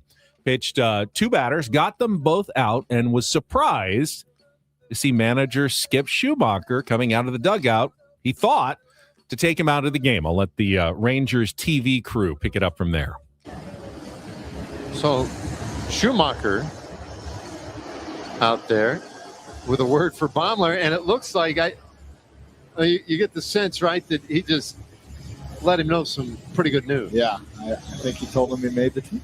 That was great. The reaction from his teammates. That's awesome. What a way to do that. That is so cool. And what a neat moment out on the mound with Skip Schumacher. Congrats. All right, so there's the don't do this inside. I missed that. That is the Rangers television bumper music going to a break. Sounds like Jimmy Buffett. Play it again. That is so cool. Neat moment out on the mound with Skip Schumacher. Cheeseburgers in paradise. Can you imagine if you had to watch 160 out on the mound with Skip Schumacher. 62 baseball games every time they went to a commercial? That is what played. That sounds like that Canadian reggae band Magic. There's not a lot that could stop me from being a Padres fan. That would get close. Yeah. That might. If that was the bumper music that we had to listen to every time, Don Orsillo said it. We'll be back for the top of the 2nd inning next. You would lose my mind. That would I be would absolutely lose my mind. Yeah. Well, there's that song. If you put it on your cable. And the song that plays when the game goes off that I've fallen asleep to. Oh, yeah. Dude. But loop. It's not, there's nothing wrong with that song. It just loops too often. It loops so hard. It just loops over and over again. And I hear that song in my head. Me too, man. And I wake up and I'm like, oh. Now, of course, I can't remember how it goes off the top of my head. If you gave me one little note, I would get it. I can kind of hear it in my head, but it's like the hold music that 40% of companies use, that same one, and you just can't, and it just repeats and it loops, and you're stuck and you can't listen to anything else. So I thought that was a really, really good, cool move by Skip Schumacher. I texted him last night. Skip said, yeah, you want to make it as memorable as you can. I'll never forget when I got called up, the exact moment, exact game in Memphis, Tennessee. It was just the most amazing time. I was trying to think of a special way to tell him. And then Baumler, here's what he had to say after the game about the experience of Skip coming out to the mound to tell him. Carter, we are all dying to know, what did Skip Schumacher tell you on the mound? Yeah, I wasn't expecting it. I was like, why is he coming out here? And he got on the mound and told me I made the team. So, yeah, pretty cool. What were you expecting when he came out to the mound to talk to you? I mean, honestly, I thought I was like getting taken out of the game. I was like, I didn't know what was going on. Obviously, whenever the manager comes out, like, you're usually done. So, yeah, he just came up and told me I made the team, and everybody just, kind of said congrats. And I mean, what a special way. Like, it caught me totally off guard. So that was pretty cool. Carter, you're a big leaguer. So what does that mean to you? Yeah, it's went through a lot of hard times over the last few years, and pretty cool, pretty special. I can kind of see you're getting a little emotional right now. What are you thinking? A few years ago, I never would have expected this. Looking back, it's just I'm glad I, kept my head down and kept hammering away. So, yeah. Well, congratulations, Carter. We're all really proud of you. Thank you. Back to you, Dave. How do you not root for that guy, man? Fantastic work. It's that time of year. You're going to see a lot more of those clips coming around. I love it. From baseball. Love it. Very, very sweet, tender moment last night. Well done by Skip Schumacher. Oh, he's the best. I texted him. I said, that was really cool what you did. And he said, you never forget your first. And I wrote Anna Olsen. Yes, you did, didn't you? I did. And he hearted it. And that is don't and do this for a Tuesday. It's true. That was Don't Do This with Ben and Woods on 97.3 The Fan. Different sort of first. Yeah. I've never been called up to the big leagues, so my wisdom. All right, when we come back, you mentioned it earlier, but interesting piece from Kevin Acee about Manny Machado and how the Padres will and won't be using Manny, we think, this season. Yeah. But Manny doesn't necessarily agree with it.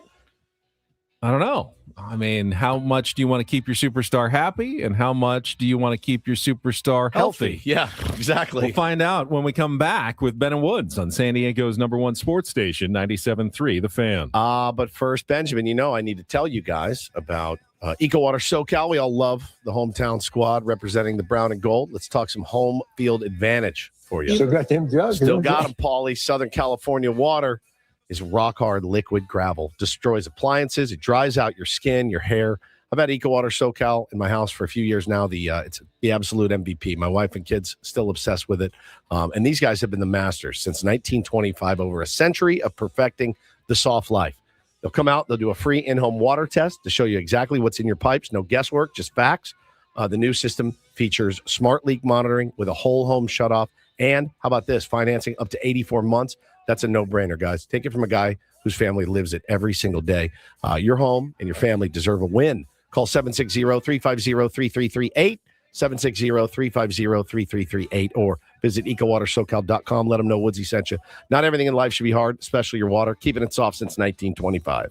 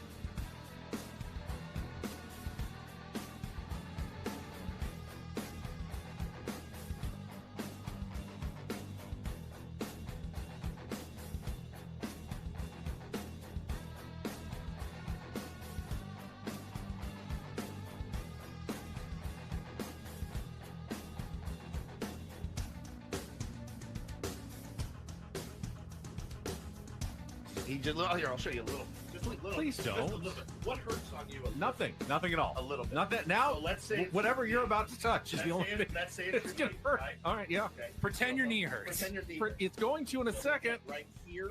Oh, that is not pleasant. Hey, player, this is all yours. This room with this view. This speakeasy with this cocktail. Hey, could you make that too? The spa with this. Ah. And this pool on this roof. This is all for you. The all-new Hamul Casino Resort, now open.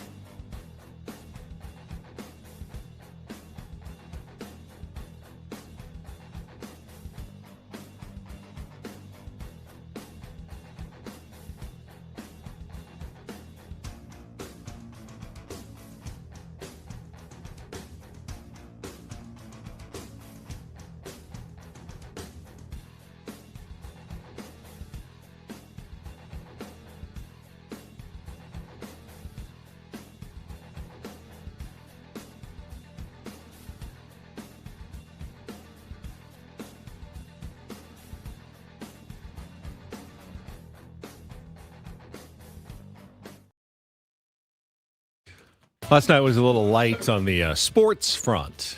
I don't know if you noticed. Oh, yeah.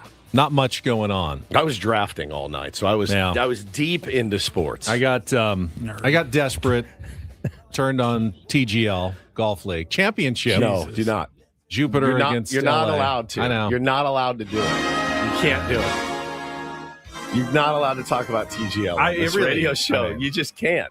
I really don't All right, care. talk about your video game. First golf. I've watched all season. The reason I bring it up is that it's Tiger's team, but he hasn't played all year because of the injury. Right. He's playing tonight in the game 2 of the championship. First we've seen Tiger Woods in any competitive golf at all since like over a year almost, but there is rumors that he's going to try to play the Masters. Gearing up for the Masters, perhaps. So that's the golf headline going around right now. That the whispers are now becoming a little more realistic if he's going to be out there tonight, see what he's got, and then potentially in just under 3 weeks at Augusta National. Had you considered the fact that there was nothing really on? Like what was on last night? Was there women's college basketball? I turned on, You don't have to watch UConn every night. That was where I was going. I turned on UConn Syracuse. It was 65-12 at the half. Oh my God. UConn. Jesus. You think there's an imbalance in men's basketball? Oh my God. Women's basketball, where UConn won last year and are the favorites again to win this year. That's against like a conference opponent. 65-12 at halftime of a round of 32 game. It wasn't even a first round game. That was a second round game. 65-12. The coach at Syracuse went off after the game. Just, why do you keep putting us in Connecticut's bracket? Every year we get in, you put us in as like the 8 seed, and we have to play at Connecticut in our second game. Put us anywhere else. Make us a 10 seed. Stop putting us against UConn every single time. Holy cow. I flipped on there was a little bit of spring training baseball on. Maybe that was earlier in the day. It all runs together for me. But you're right. It was dead. Now, did you consider, taking the night off from sports, I will watch something else. I'll watch DTF St. Louis. I'll watch the new Chili Peppers documentary. I did eventually concede, and I watched another episode of Shrinking. Okay.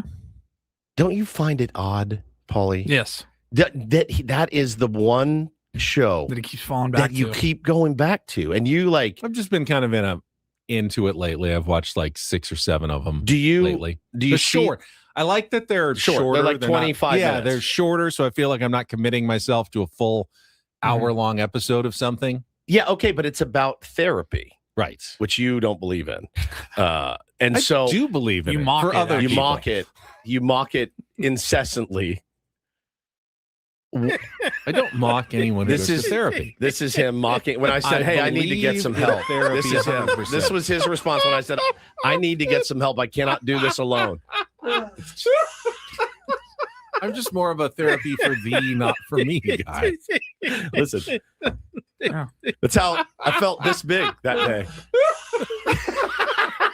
I said, "I just can't do this on my own, man. I need somebody. Monster. I need somebody to talk to."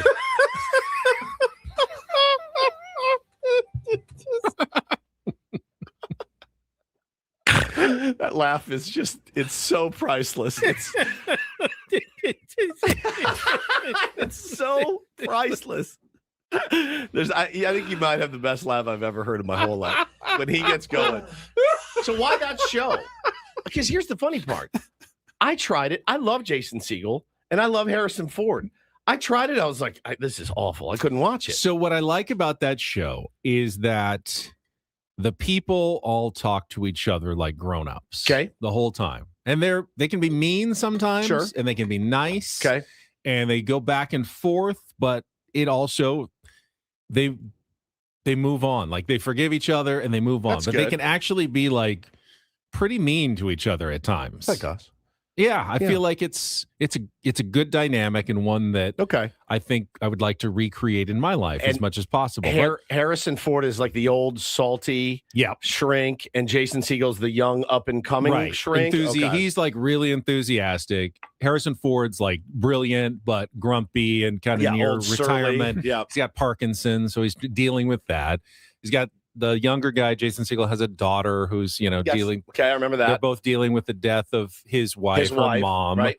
Got a neighbor who's also, she's kind of nosy, but also cranky and deals with their kids and relationships. And it's not the best show ever, but I've just enjoyed it. So Can I say something without getting attacked verbally or otherwise? Maybe. Apple TV, I've enjoyed a couple of shows on there. I like Blackbird. I like the one with Kate Blanchett. That was very sexy. Disclosure, whatever it was. Remember that? Disclaimer. Yes. Oh, my God. I watched that one. This is great. Yeah. Pluribus was good. More misses than hits for me. Okay. Just I in think I'm the my opposite. I think- in my personal opinion, more like Apple, you have the baseball games you do are perfect. The sports that you do everything's perfect. I just feel like there's been more misses than hits. Ted for Lasso me. was great for me. It was good for the first season. Yeah, Studio was great. Love this. Maybe I'm wrong. No, but Seth Rogen does. He has Platonic is on there is really good. He does a lot. He does a lot with Apple TV. They did that one. I didn't like Platonic. I did not like the flight movie show with Idris For Elba. all Mankind is Apple. What's that? That's the reinventing the space race. Oh, no, I didn't show. watch that. Severance. We say Severance. Severance. It was good. Tried it, man. I tried. I really wanted to like that show because I like all those guys too, and I just couldn't get into it. Sometimes I feel like Apple has so much money that they can try. They try a lot of different stuff things to be different. Yeah, I would rather just get the choice nugs instead of all the shake that comes along with it. It's a weed reference, but All right. How about this? What streaming platform do you get the most out of? Ooh, that is a great because question. I feel like I get one or two from Can we table everything. the Manny talk for a second? Table Manny.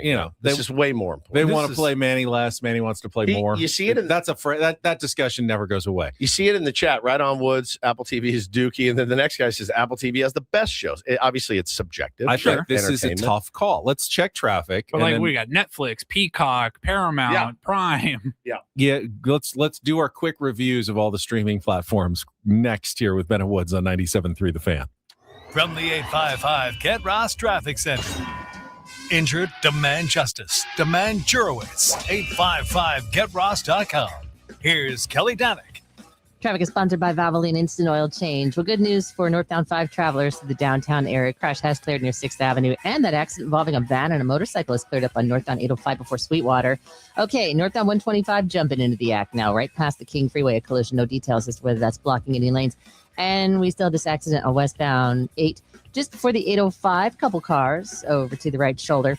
San Diego drivers, keep moving with Valvoline Instant Oil Change. Their expert technicians help keep your vehicle and everyone in it safe and road ready. Stay in your car, no appointment needed. Save at SoCalOilChange.com. Valvoline Instant Oil Change, your 15-minute drive-through oil change.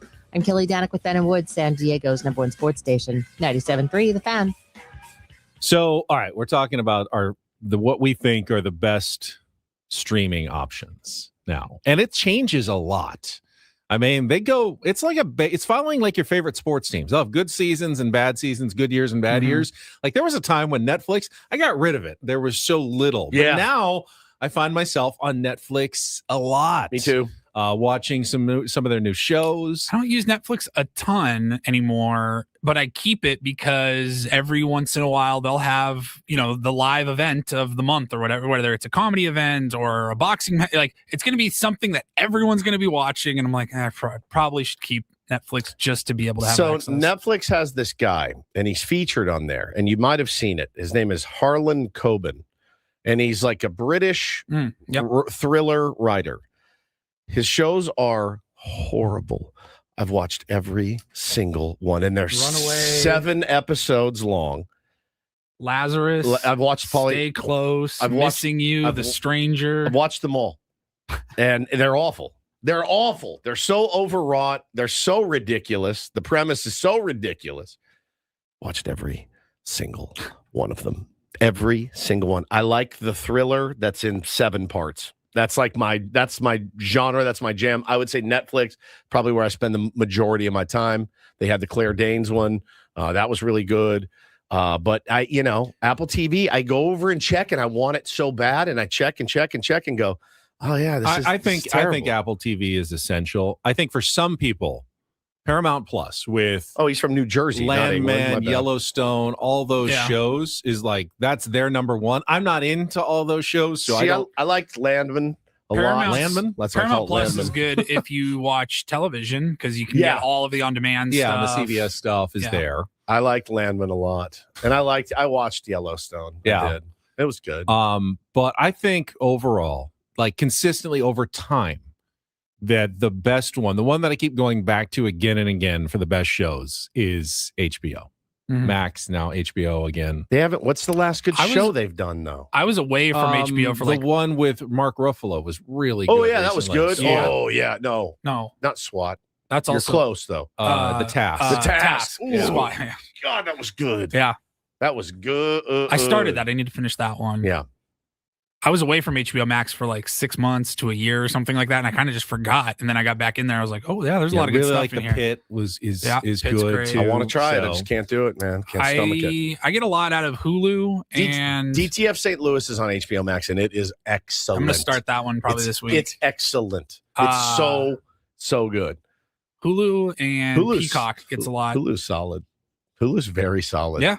Very, very, very solid. You can do the bundle with if you have kids, especially with the Hulu, Disney, and ESPN. It all kind of comes. It's not cheap, but it's something for everyone because you got the kids, you got the Hulu, you got the sports, and tends to be like at least a crowd pleaser for a whole family. Yeah, people do love to hate on Hulu. I think it's fantastic. Keegan says, how many subscriptions do y'all have? I've got 7. I mean, just off the top of my head for streaming, it's Netflix. Every few months, Peacock, I cancel one or two of them, and then someone in my family comes up and goes, "Why did you cancel that? I want to watch this." And I'll relent and go, "I unsubscribe to it again because you want to watch this." I don't really consider Prime a subscription because I'm already paying for Amazon I Prime. go to Prime a lot. Weirdly, Prime's pretty good. They have a lot of good music docs on there. A lot. A lot of so good I spend a lot of time on there. All right, that's your Crossing Streams segment here on Ben and Woods. Without Craig Elston. We're Without sorry, Craig, Elston. that we didn't include you in the conversation this time around. Yeah. Because we've done that in the past where he's kind of done his year in review, best streamers at the end of the year a couple of times. I'll still text him all the time. You watching anything good? You got anything for me? But it's like any sports team. Like you can have a really good team that has a bad year. Yeah. Like HBO, sometimes they have a bad year. Sometimes they have a bad year. Just overall, I think if you're going to go with a franchise to support, that's the one that's going to consistently deliver the best shows most often. I've been seeing a lot of clips recently since his big win at the Oscars of Michael B. Jordan in The Wire. And I'm with you. I've never seen the show start to finish. Yep. and I've been thinking about trying to start it back up again. I want to give it like a full fair shot. I was supposed to over the holidays, and I forgot.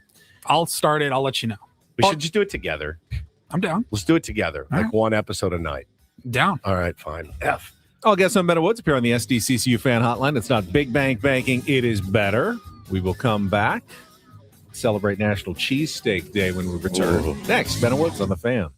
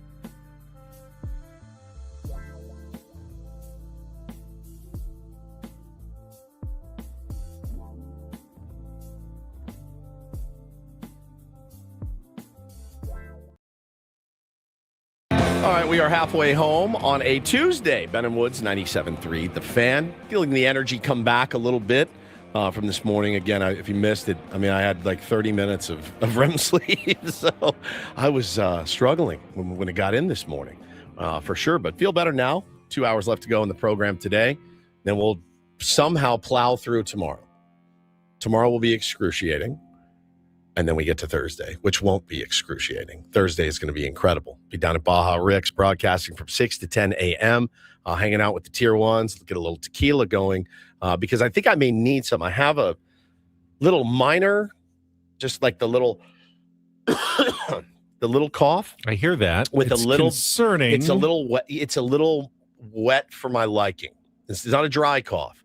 And I feel kind of the little burn in the chest right now, which is not great. So do not get sick. I will not be. Do not get us sick for. I will not be sick for opening day. I do have a bit of news, just a tiny bit for opening day. Question though, tequila would help that, don't you think?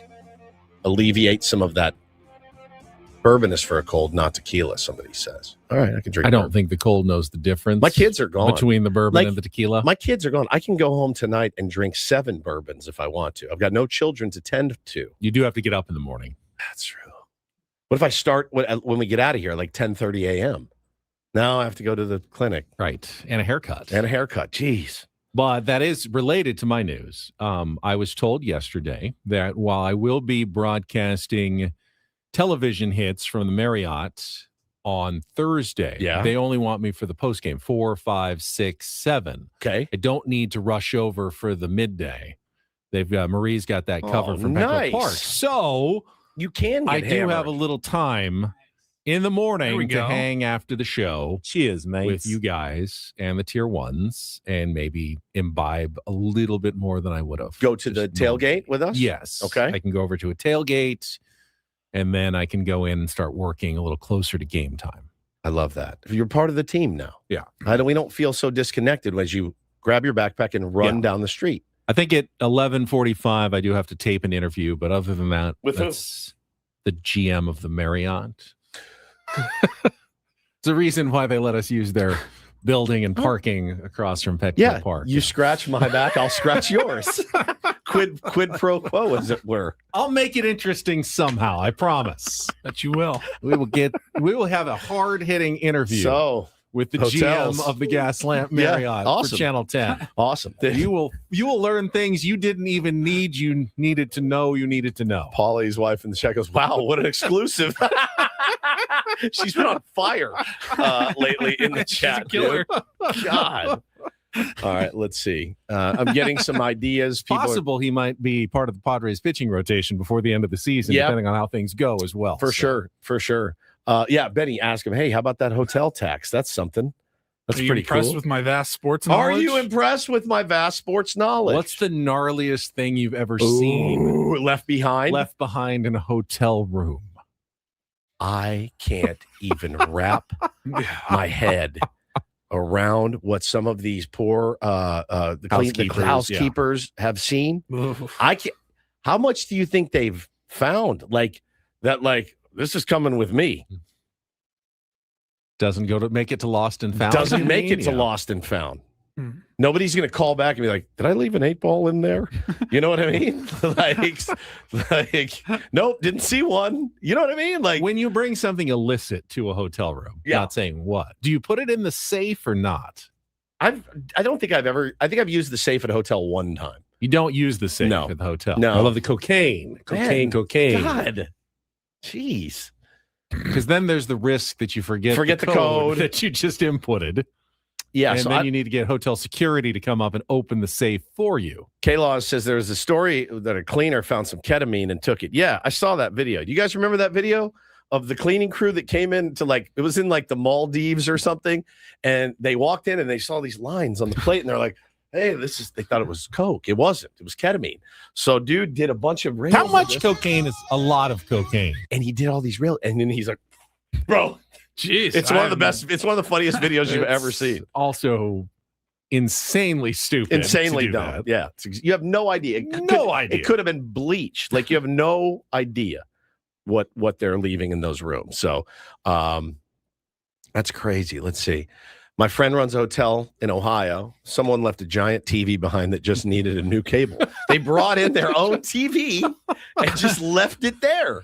Have you when you get to a hotel room and the TV isn't that big, it's always disappointing. Bro, there's When they nothing. have There's few things in like life a more disappointing than a 28-inch TV in a hotel room.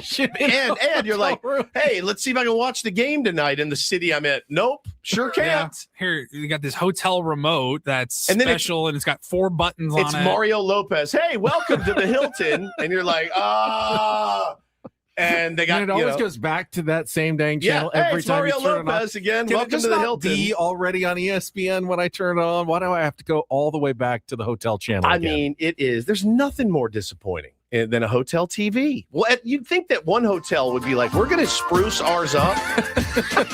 Hey, everybody, it's me, Mario Lopez. Welcome to Chula Vista. Great to be here.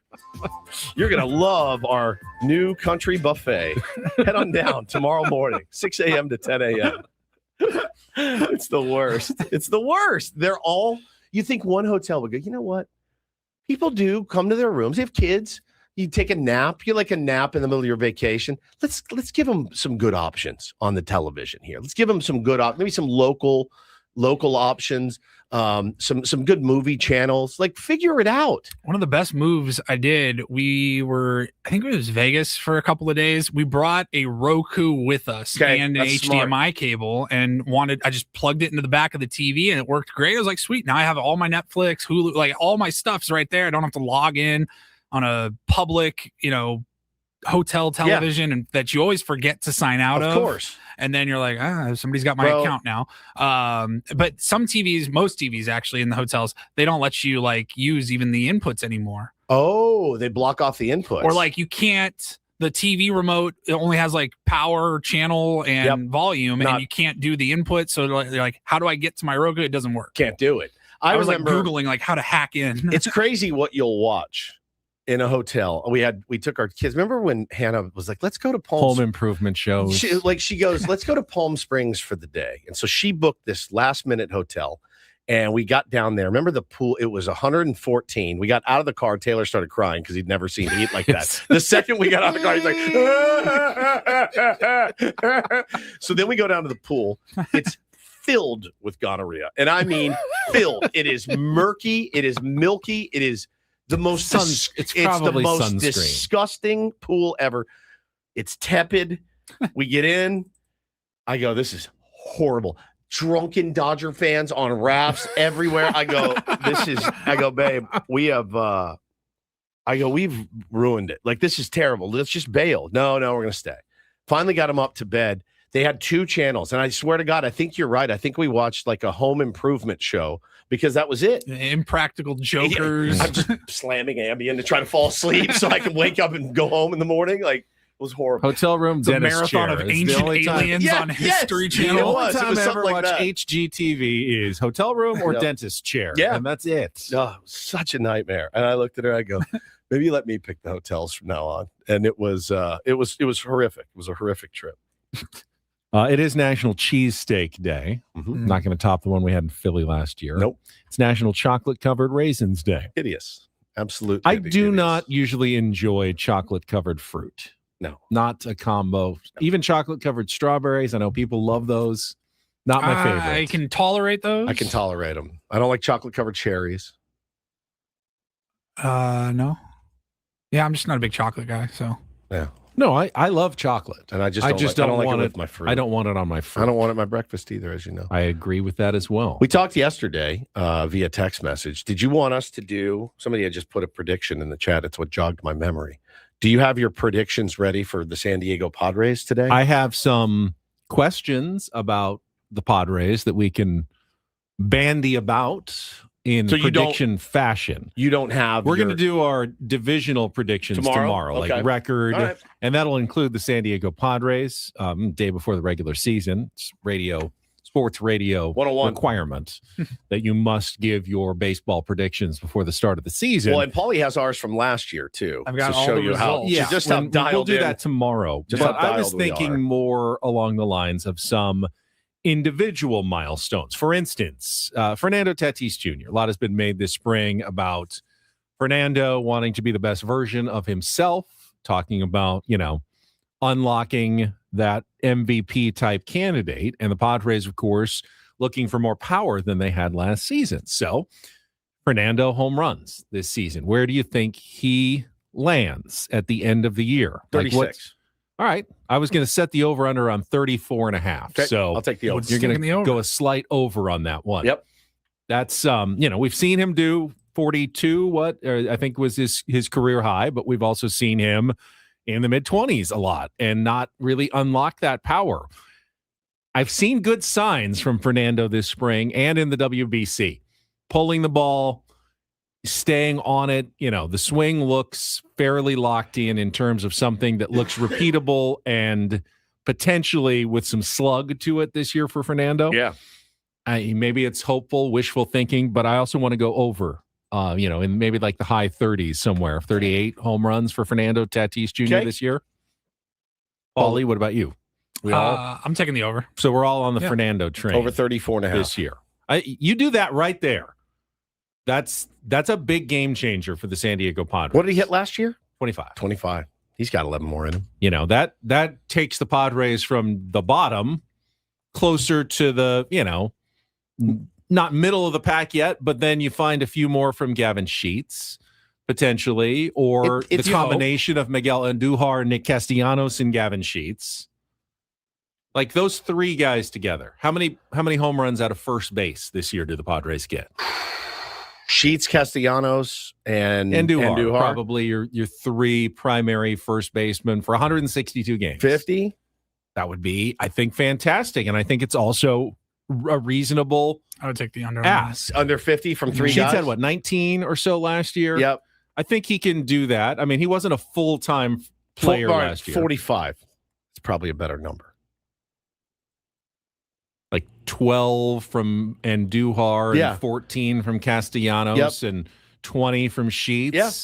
I mean, that quickly gets you into the 45 to 50 range. I think that's feasible. That's big. I mean, all of a sudden now you do that with Fernando having a decent year. Now you're more in the middle of the pack. If the Padres are in the middle of the pack in home runs last year instead of second to last, they would have been one of the better offenses in baseball. No question, man. No question. And they probably would have gotten past the Cubs in the wild card round or not even had to face the Cubs in the wild card round. That's no question. It's the margins are a lot smaller than you think for good. Yeah, it's for a good offense. And it's not, listen, it's not only home runs. This team is in desperate need of slug. If those guys slug a little bit more, and I think Andujar is really going to help. And I think Nick Castellanos, if he continues what he did in spring training, he's really going to help. I think Jackson Merrill bouncing back to hit a lot of doubles and some more home runs. I think he's got more in him. So I see Jackson Merrill certainly having at least a 20 homer season. I do too. I absolutely do. But listen, anything. I saw this tweet yesterday, and maybe I bookmarked it, maybe I didn't. It was really interesting. It talked about number of teams projected to have guys over 30 home runs, and there was only one team that had three guys projected at 30-plus home runs. Could you guess who it would be? I would say not the Dodgers. It's not the Dodgers. Shohei for sure. Yep. After that, I don't know anyone that I guarantee would hit 30 on that team. It's such a sleeper pick. The A's. The A's. Very good, Wow. Benjamin. Good guess. Thank you. Very, very good Maybe guess. the Mets. They have Nick Kurtz. They've got Soderstrom, and they have Langoliers, or he's probably not a 30 guy. It wasn't Lawrence Jacob Butler. Wilson. No, it was one more. It was one more guy. Okay. They had three guys. I just know they Who have. am I missing? I'm they have missing some somebody big. They certainly have some candidates for power, and they play in a minor league ballpark. That's the thing. That's why I thought of them immediately. But the next closest was it Rooker. Yeah, Brent Rooker. Oh yeah. And so they're all projected hit over 30 home runs each. Again, the ballpark will help them certainly. But the Padres were projected to have none. 0 over 30 Not plus even home Fernando. runs. Not even Fernando. Manny, who always gets He's like close 28, to 30. 29. Yeah. I mean, they could have three guys in the 25 to 30 range if they have a good season. Merrill, Manny, Fernando. Again, there were only a few teams that had more than one or 0 30 home run hitters. How many were there in baseball last year? Because last night I'm doing the fantasy draft. I'm looking at projections for I'm looking at projections for 26. There was like 60 guys in there with 30 plus home runs. I don't see it, but I mean, I can also see what I saw from Jake Cronenworth. Not 30, but I could see more like in the 15 to 20 range. I think a good number for Crony is about 12 to 14 is just perfect. We got that last year, even without having a great power season. I think there's a few more potentially in Jake's game, staying healthy and on the field. 33 players in baseball last year hit 30 or more. Okay. 33 hit 30. What about Laureano? Where do you think he's going to get to with regular playing time, obviously, in left field as your starter for all season? Not 30. No. 20. 16, 17, I think 18. more like 17 was what I was thinking. What did he hit last year? Well, he was I think he had 20. I mean, between the Orioles and the Padres, I would say somewhere in the 20 to 30 range. I don't know exactly what he ended up with, but not bad for a 9-hole hitter. Playing at Petco Park all season long is certainly not a pathway not conducive to having 30 a home huge runs. home run season. For He had 23 last year. 23. That's All right, big that sounded Dan. Thanks, about right. Big Dan. We should have 24. this research. 24. 24. All right, 24 last year. All right, yeah. I mean, half the year spent in Baltimore, half the year spent here. Yeah, the number will probably go down a little bit at Petco Park. But. Yeah. Again, though, it doesn't have to necessarily go down if you are focusing on hitting it into the spot where it won't go down. Manny Machado, we talked about it with him at spring training. Like, he legit should have had 7 to 8 more home runs. Legit. He just hit it dead central. Yeah. Dead central. And at the wall, dead. If he pulls that ball into Higgy's alley, Benny, I mean, he's got 7, 8 more bombs easy. And easier said than done, certainly. But if that's a point of what's the word I'm looking for here? If that is a goal, to hit more home runs, then that has point to be of emphasis. Point of emphasis is the word. I kept thinking Yeah. of contention, but that's not it. A point of emphasis is hitting more home runs. That's kind of where you have to go. I don't know that you ever want to make that a point of emphasis. You want to drive the ball. You want to drive the ball. Home runs. You never hit home runs. That's exactly right. So anyway, that's our impromptu Padres power predictions for the season. But I think they're generally optimistic that they should move up. And that will greatly benefit the offense just by jumping from the bottom of the pack to more of the middle of the pack in power numbers here in 2026. And Xander, God, I mean, you can look up and he's got 15 on you. You know what I mean? So he'll get there. He'll get to 15. Couple of hot stretches. He won't wow you with his power, but he'll get there at some point. I'm really excited to see what this offense can do. I really, really am. And all accounts, Steven Souza Jr. has been fantastic. The guys have raved about him. We raved about him when we met him. We'll see. We'll see how it works on the big stage. But I'm excited to see what the offense can do. Pitching is still has me a little nervous. All right, we need a contestant for Take on Woods. Chance to qualify for the trip to Las Vegas. Had a winner yesterday. You can be the next one to win in our music, movie, or TV trivia challenge. You can call now 833-288-0973. 833-288-0973. It is Ben and Woods broadcasting live from the Bill House Studios. We know how on San Diego's #1 sports station, 97.3 The Fan. Gambling problem? Call 1-800-GAMBLER. GEGE 000-466. For a full list of games and rules, play at 7 Mile Casino. Visit 7milecasino.com.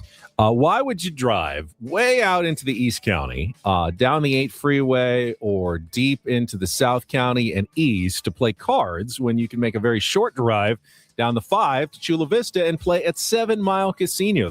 Casino. Whoa. CC. Casino. Senor. Stop by the Donde? casino. Yeah. Donde? In Chula Vista. ¿Cuántos miles? That's muy guapo. 7. You're unbelievable. Casino. Or 7 Mile Casino. You're going to get an elite experience when you walk in the doors. You will. You'll get California-style blackjack. You'll get Texas Hold'em. You'll get Pai Gow poker. You'll get Baccarat as well. But you also have a bunch of friendly people in there. There's a killer patio. You can just go sit outside and look at the water, enjoy the beautiful, perfect San Diego weather. There's a lot to love about 7 Mile Casino, and you're going to have a good time when you do it. Visit it today. 7 Mile Casino, just 7 miles from downtown.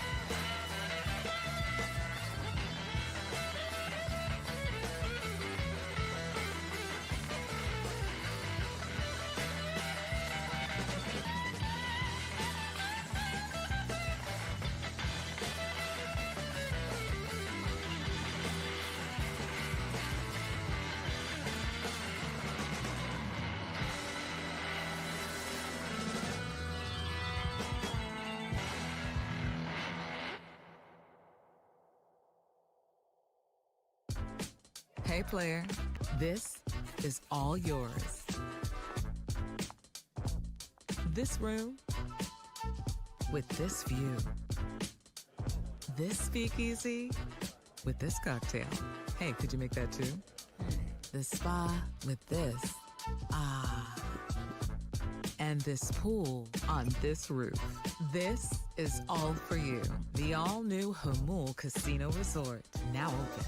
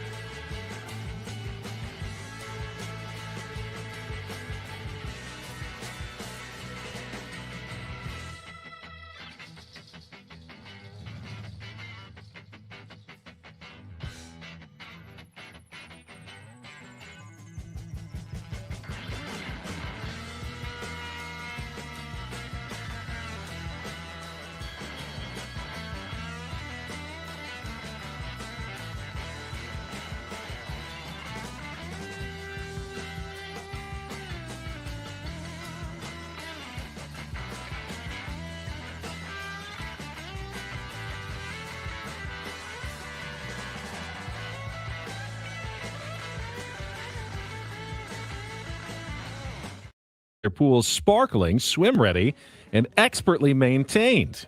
That hotel that you went to in Palm Springs could have used GL Pools to expertly maintain their pool. I mean, Benny, if you had seen this thing, who would have taken all of GL Pools' I have seen staff? those nasty, murky-looking pools, especially in that area when it gets hot and sunny and people are wearing sunscreen and it just melts off. I know you think it's sunscreen. Turns into a cloudy you're sweet, stew. You're a sweet kid. You're a sweet, sweet kid. Call GL Pools now and say radio for a free month of service. All right, before we get back to some Padres talk, we got contestants on the line. It is time to play today's game of Take on Woods.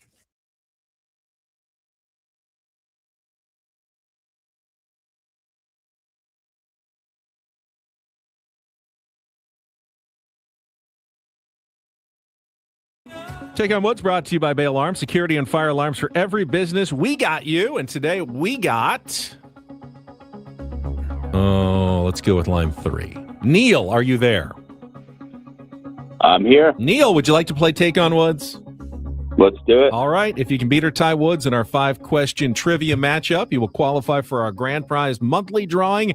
This month, it is a trip for a 2-night stay at the Fontainebleau, Las Vegas, and a $150 resort credit where you can watch all the basketball on their expansive screens at watch parties with great food and drinks and exclusive room rates at FontainebleauLasVegas.com. You get the choice of music, TV, or movie trivia. Here are the categories. In music, Cry Me a River, 5 song titles that include the word cry. TV, Back to High School, 5 television series set inside of high schools. And our new movies category, All American Films, 5 movie titles that begin with the word American. So, Neil, music, Cry Me a River, TV, Back to High School, or movies, All American Films. What would you like to play? Let's go All American Films. Another movies category. We are on a run. I've had to come up with a lot of these lately. All right, today's pretty simple. 5 movie titles that begin with the word American. You'll have 60 seconds to answer as many as you can. If you don't know one, say pass. We'll come back to it if there's time left on the clock. First question is our 2-second movie clip. Paulie has it. He's going to play it for you. You just need to identify the movie based on the short clip. Woodsy will go second. If you beat or tie him, we'll put you into the drawing for Vegas. Neil, you ready to play? Let's go. All right, let's do it. 60 seconds on the clock. The category is All American Films. Your time begins when Paul plays our clip. Good luck, Neil. Let's take on Woods. It'll be like this one time at band camp. American Pie. Correct. Middle-aged executive Frank Burnham has a midlife crisis and falls for his daughter's American Beauty. Correct. Long before Star Wars, George Lucas directed which classic 1973 teen film based on his childhood in Modesto that sparked a renewed interest in early 60s car culture? American Graffiti. Correct. Edward Norton and Edward Furlong star as white... American History X. Correct. Blondie's Call Me highlighted the soundtrack of which 1980 film starring Richard Gere as a male escort framed for murder? American Gigolo. Wow, nicely done, Neil. Crushed that one. Nailed Good the movie Lord. category. We have some good scholars of movies out in the Tier 1 audience. You have qualified for Vegas. Hang on the line. Paulie will get your information, and all we can see is if Woods can match that. I may have to start getting some tougher movies in here. We'll see. Movies again, Woods. No category for you. You'll figure it out Five quickly. for 5, huh? Not going to say yes or no, but yes. All right, here we go. Great. All right. No pressure. 60 seconds on We the won't clock. say what you need, but you need all of them. Yeah. All right. It's a tie. Better not have any tainted answers in here. Okay. All right. 60 seconds on the clock. Your time begins when Paul plays our clip. Good luck, Woods. Let's take on Neil. It'll be like this one time at band camp. American Pie. Middle-aged executive Frank Burnham has a midlife crisis, falls for his daughter's friend Angela. In which American Beauty. Correct. Long before Star Wars, George Lucas directed which classic 1973 teen film based on his childhood in Modesto that sparked a renewed interest in early 60s car culture? American Graffiti. Correct. Edward Norton and Edward Furlong star as American History X. Correct. Blondie's Call Me highlighted the soundtrack of which 1980 film starring Richard Gere as a male escort framed for murder? That's they made a show about it. It's called American Gigolo. Very nicely done, both of you, in our All-American Films category. 5-5, but Neil, a tie is good enough. A perfect score is always a win here. We'll put you into the drawing for Vegas, and also nicely done by you, Woods. Did you ever see American Psycho? I have not seen American Psycho. It was one I considered for the category. Christian Bale. I had more than 5 options in All-American Films. I'm going to put that on your homework. Okay. Yep. Did come up in the research. You're going to have a lot of questions. I have never seen American Gigolo with Richard Gere. They did a new one with John Bernthal that was awesome. It was like a series, and I really enjoyed that. I don't remember American Gigolo. I did always think that word was really funny when I was a kid. Gigolo. Gigolo. It is a funny word. Yeah. Remember the song I'm Just a Gigolo by David Lee Roth? Sounds fun. I think he covered that, but being a gigolo? No, the word sounds fun. I mean, being a gigolo sounds awesome if you can get away with it. If I read the plot of the movie correctly, it wasn't that fun for Richard Gere. He got framed for a murder. Right. Set up by one of his clients. Husbands. If you got into the gigolo game, how long do you think you could last? Not that in that sense. Good Lord. How long could you last? Don't last very long or getting into the gigolo game. That's also true. How long could you ride it out? Not very long. Like one meeting? Well, I mean, you don't really get to pick who you're with. That would be the tough part. Yeah, they pick you and pay you, but you make money to be a gigolo. Couldn't do it, huh? I don't think so. Morally or No. I mean, I'm not. You know me. I'm not judgmental. No, you're not. I just don't know that personally I would thrive in that atmosphere. You can do it? You think you can do it? No. Oh, you don't? No, I don't think I could be a gigolo. Are you kidding? I tried to be an amateur gigolo for many years. It didn't work out. Never got paid. Don't like renting out my body. See? Paulie already knows. Yeah, they pick you. They pick you. And then you go, and maybe it's not always physical. Maybe it's just companionship. I won't eat it, but I will smell it all day long. Ben, holy crap, dude. Maybe it's just dinner. Would you do that? The dinner gigolo? No. What? No. Some nice lady wants some company. You wouldn't go have dinner with her? You regale her with your sports tales? She was that nice of a lady. I don't think she would need a necessarily gigolo? need to pay me to be Maybe with her. she doesn't want somebody to get attached. She just wants some company. Oh, but then I would get attached. That You'd would get be a attached to problem, her. too. Yes. Oh, man. Okay. All right. Be like me and Pretty Woman. Has anyone ever actually met a gigolo? If there's any gigolos or former gigolos in our audience, We should interview one. Could you please call us at 833-288-0973? We did this the last time for a conjugal visit. We got We a call. actually We got did. one. So if you've ever been a gigolo or you know a gigolo, call us. I would really like to talk to you. Please. We have a live stream tonight. We'll set you up on that. That would probably be a more appropriate venue. But let's get the connection made.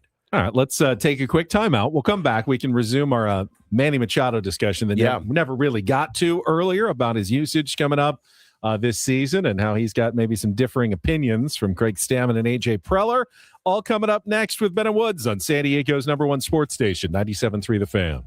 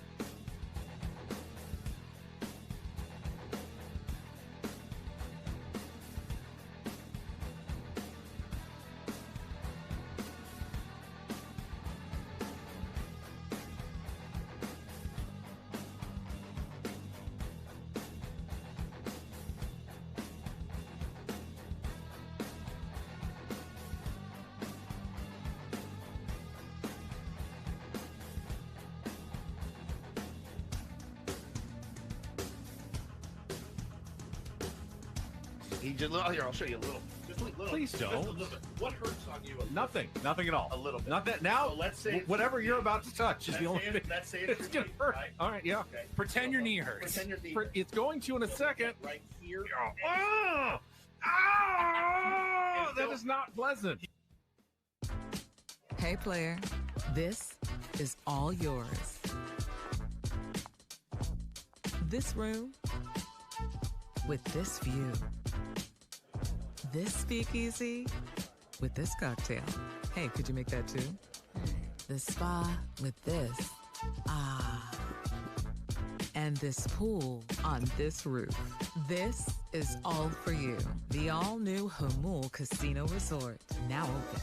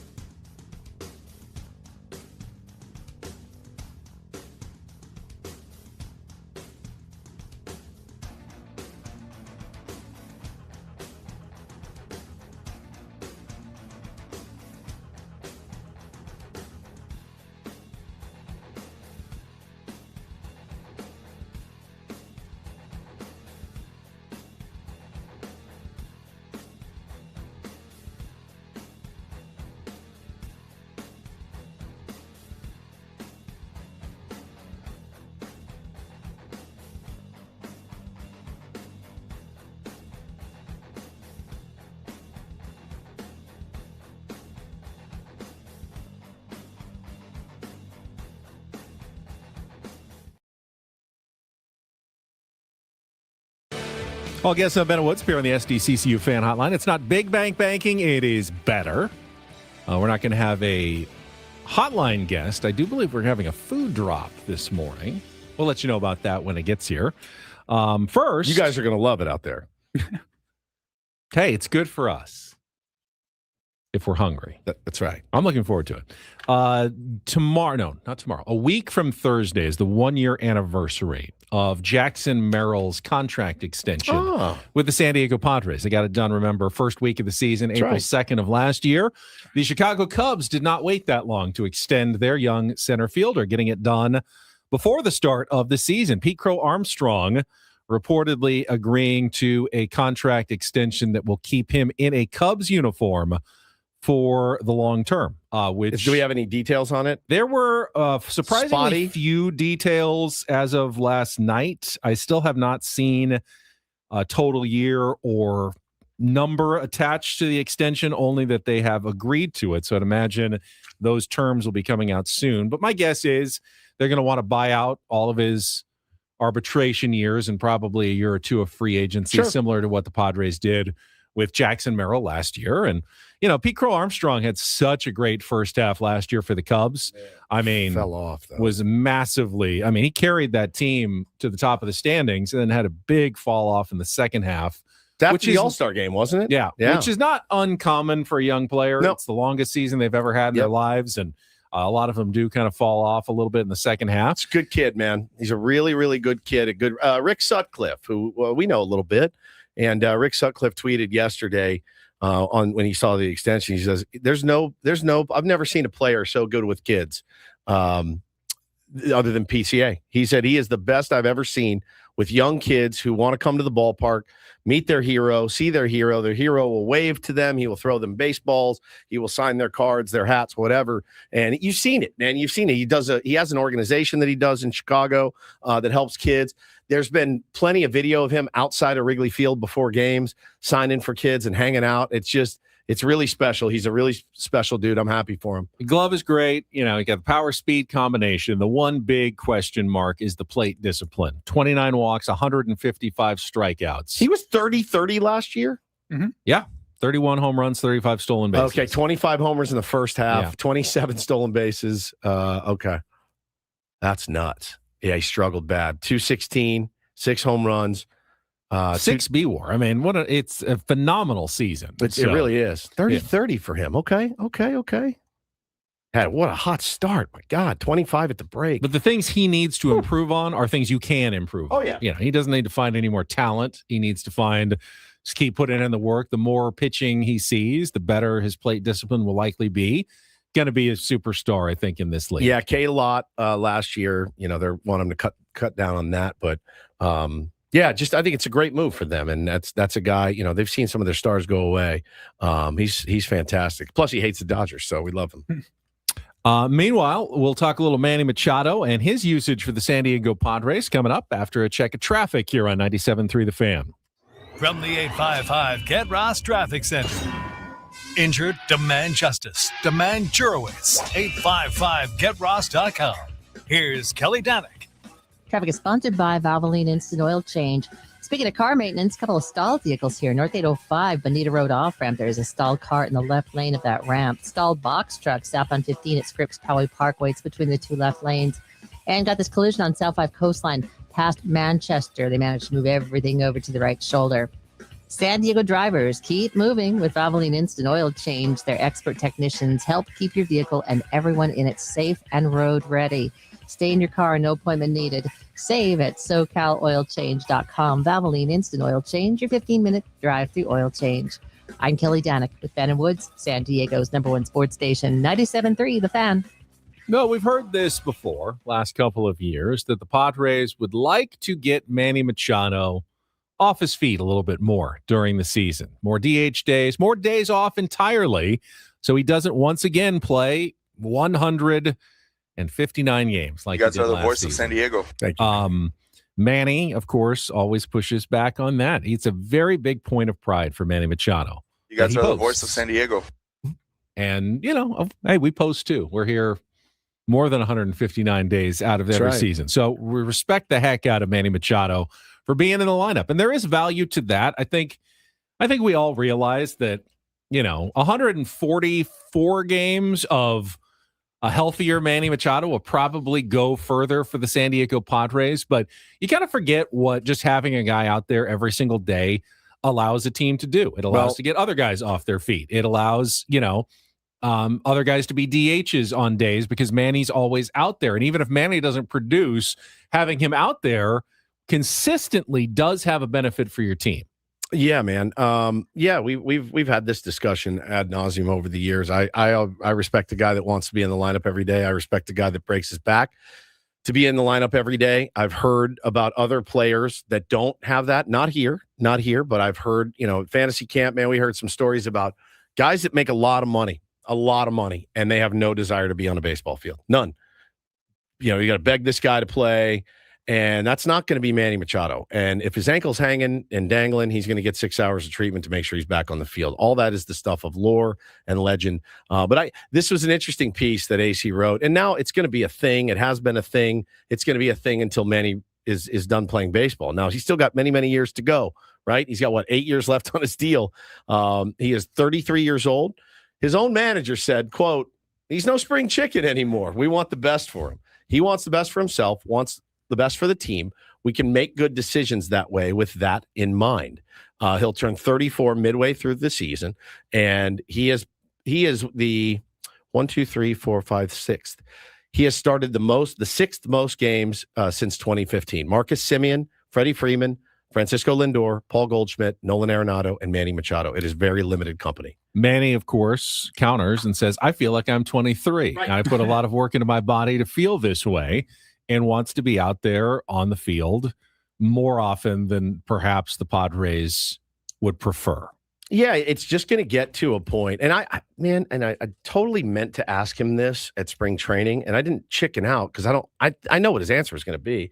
But, Manny, somebody said yesterday, Manny, I saw a guy tweet, Manny takes a vacation every September. We're worried about rest. And I looked up his September numbers. He's really finishes the year really strong. Then October comes, and October's been a bit of a scuffle for Manny. And it's tough because he does have a good month of September. The playoffs come, and Manny has not performed. But October's such a small sample size, and it's so different. But, a better rested Machado going into a playoff series, other than, the guy's played 150 games at third base that year. Why not? Why not? Let's see what happens. Well, I think the problem most years is that the drop-off is so significant from Manny to whoever else is out going there. to be out there. It will be this year. Probably. I mean, if, Seung-Moon Song can go out there and play competent third base defense and hit a little bit, you might feel better about giving Manny some days off. But if you're putting someone in there who's going to be hitting like 145 with bad defense, then you go, I guess we do need to play Manny every day. And part of this piece was, Mike Schilt last year wanting to get Manny off of his feet, but ultimately deciding he couldn't, as the Padres hit some scuffles in the middle of the season. The last thing you want to do when you've lost 4 games in a row is then give your superstar a day off. That's the hardest thing to do, because then you start getting the questions from the fans and the media. Like, what are you doing here? Like, this team is in a tailspin, and now you're taking Manny Machado out of the lineup and just punting on a 5th straight game. You can't do that. I understand the pressure that you probably feel to play Manny, but it's also hard when the team's rolling. We've won 7 in a row. Let's take Manny out of the game. When things are going really well, you don't want to do that either. So there's never really a great time to do it. You just have to do it. You just have to give him days off here or there. I would say, like every other off day the Padres have over the course of the season, there's usually about 18 off days or so over the course of a long baseball season.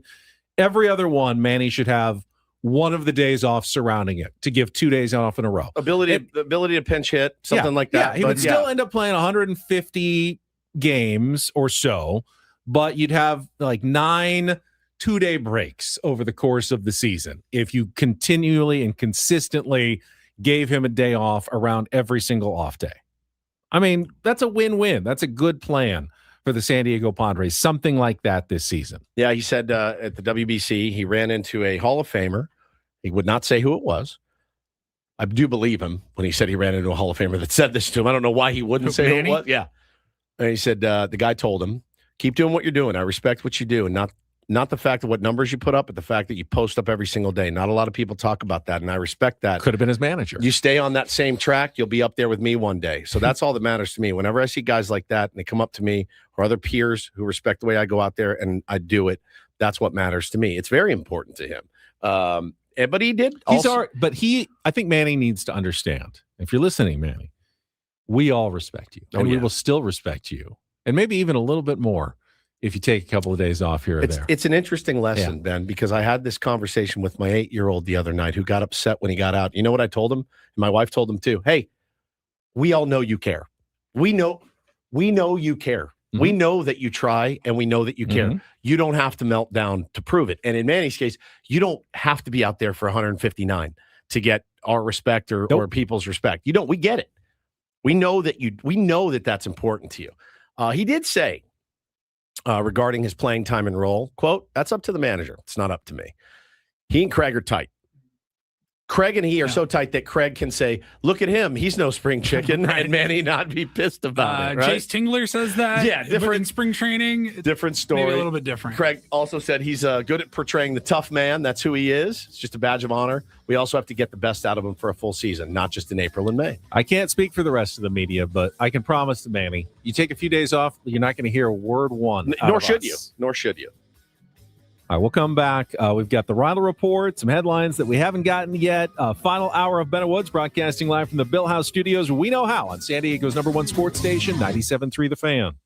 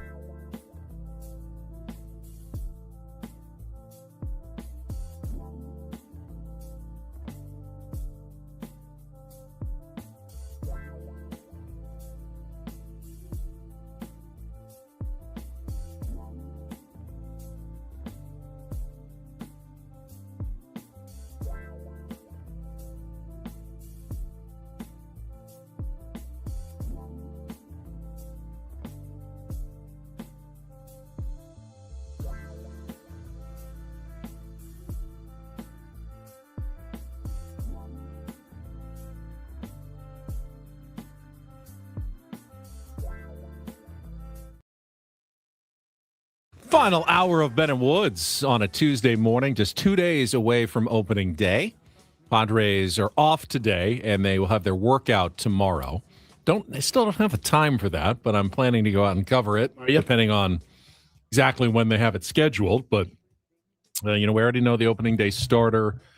Maybe a roster decision or two. Last member of the bullpen or so will be announced by Craig Stammen probably, and then off we go on Thursday morning. Off and running, my friend, and I'm excited. I'm very excited. If you are going to be at opening day, I know a lot of people turned it into a party, tailgate, festivities. Might I recommend bringing some epic wings to your tailgate? They just dropped some food off this morning. I just had a couple of lemon pepper wings and one of their breadsticks. I did not know.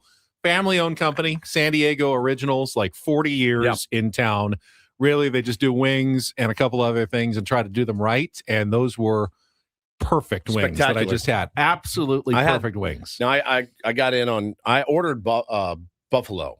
Yes, you asked us a couple days ago. Ordered buffalo, but I was not in the mood for buffalo. I wanted the lemon pepper. That's what I picked. And they were spectacular. Nice. Spectacular. I thought ahead. I thought, you know what I'm going to want in the morning? Lemon pepper feels more like a breakfast wing. I'm going to follow that up with a citrus zin right now. What a combo. The lemon pepper wing and a citrus zin. Oh, but elite. Would be perfect for a little baseball watching. Oh, yeah. On Thursday or pre-gaming or what have you. So thank you to Epic Wings for dropping by. I got tons of locations in Southern California. Yeah, buddy. And then a couple of franchising out in like Texas and Arizona, but most of them right here in San Diego. This was the original spot.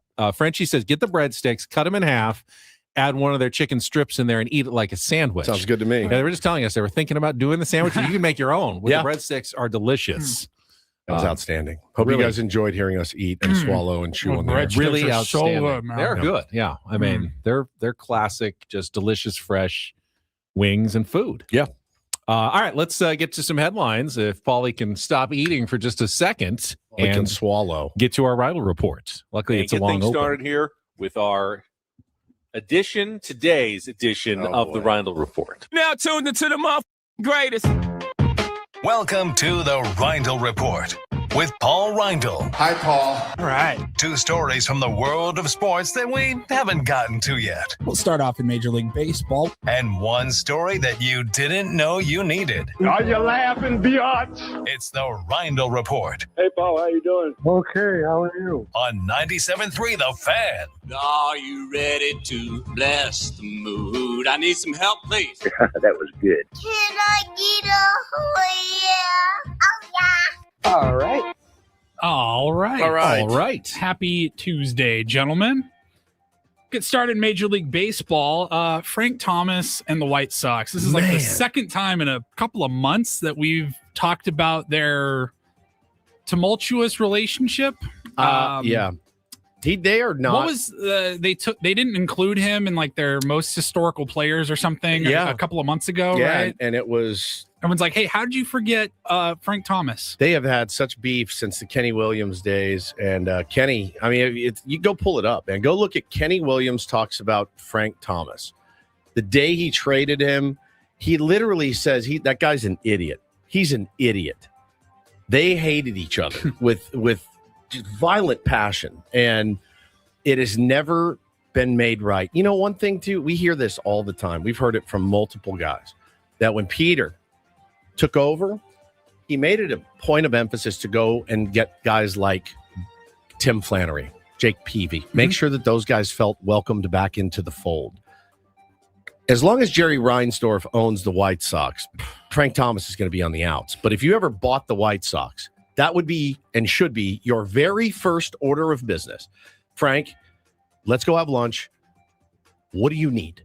What do you need? I want you back. I need you front facing. I need you jersey, in whatever you come need. on by. We're Frank Thomas Day or whatever. This would essentially be like if Tony Gwynn hated the Padres and the Padres hated Tony Gwynn That's after exactly his career. right. Yeah. That's how big Frank Thomas is. Frank Thomas is in White Sox lore. You're absolutely right. And for whatever reason, Trevor Hoffman. Yeah, for whatever reason. And I'm not saying I don't know the story. I don't know. Frank Thomas probably not blameless in all of this. Sure. Sounds like a clash of egos that just went south. But You're telling me, for the good of your franchise, for the good of your fans, that you can't find a way on both sides to come together? That guy? And that guy can't find a way to come. I mean, I don't know who's not coming to the table at some point in terms of like making up and putting the past in the past. But they both need to do this. They are not fans of each other. Well, the latest news is Frank Thomas has sued the White Sox in Illinois court for $50,000 is at least what he's seeking, plus attorney's fees and damages and all that. He is suing and saying that the White Sox were unjustly enriched through the sale of their City Connect 2.0 jerseys that had his name and number. Wow. They went on sale last April, and they've been on sale. And it says here, without his agreement or consent, Nike, Fanatics Apparel, and the White Sox profited by selling items using Frank Thomas's identity for their own commercial purposes.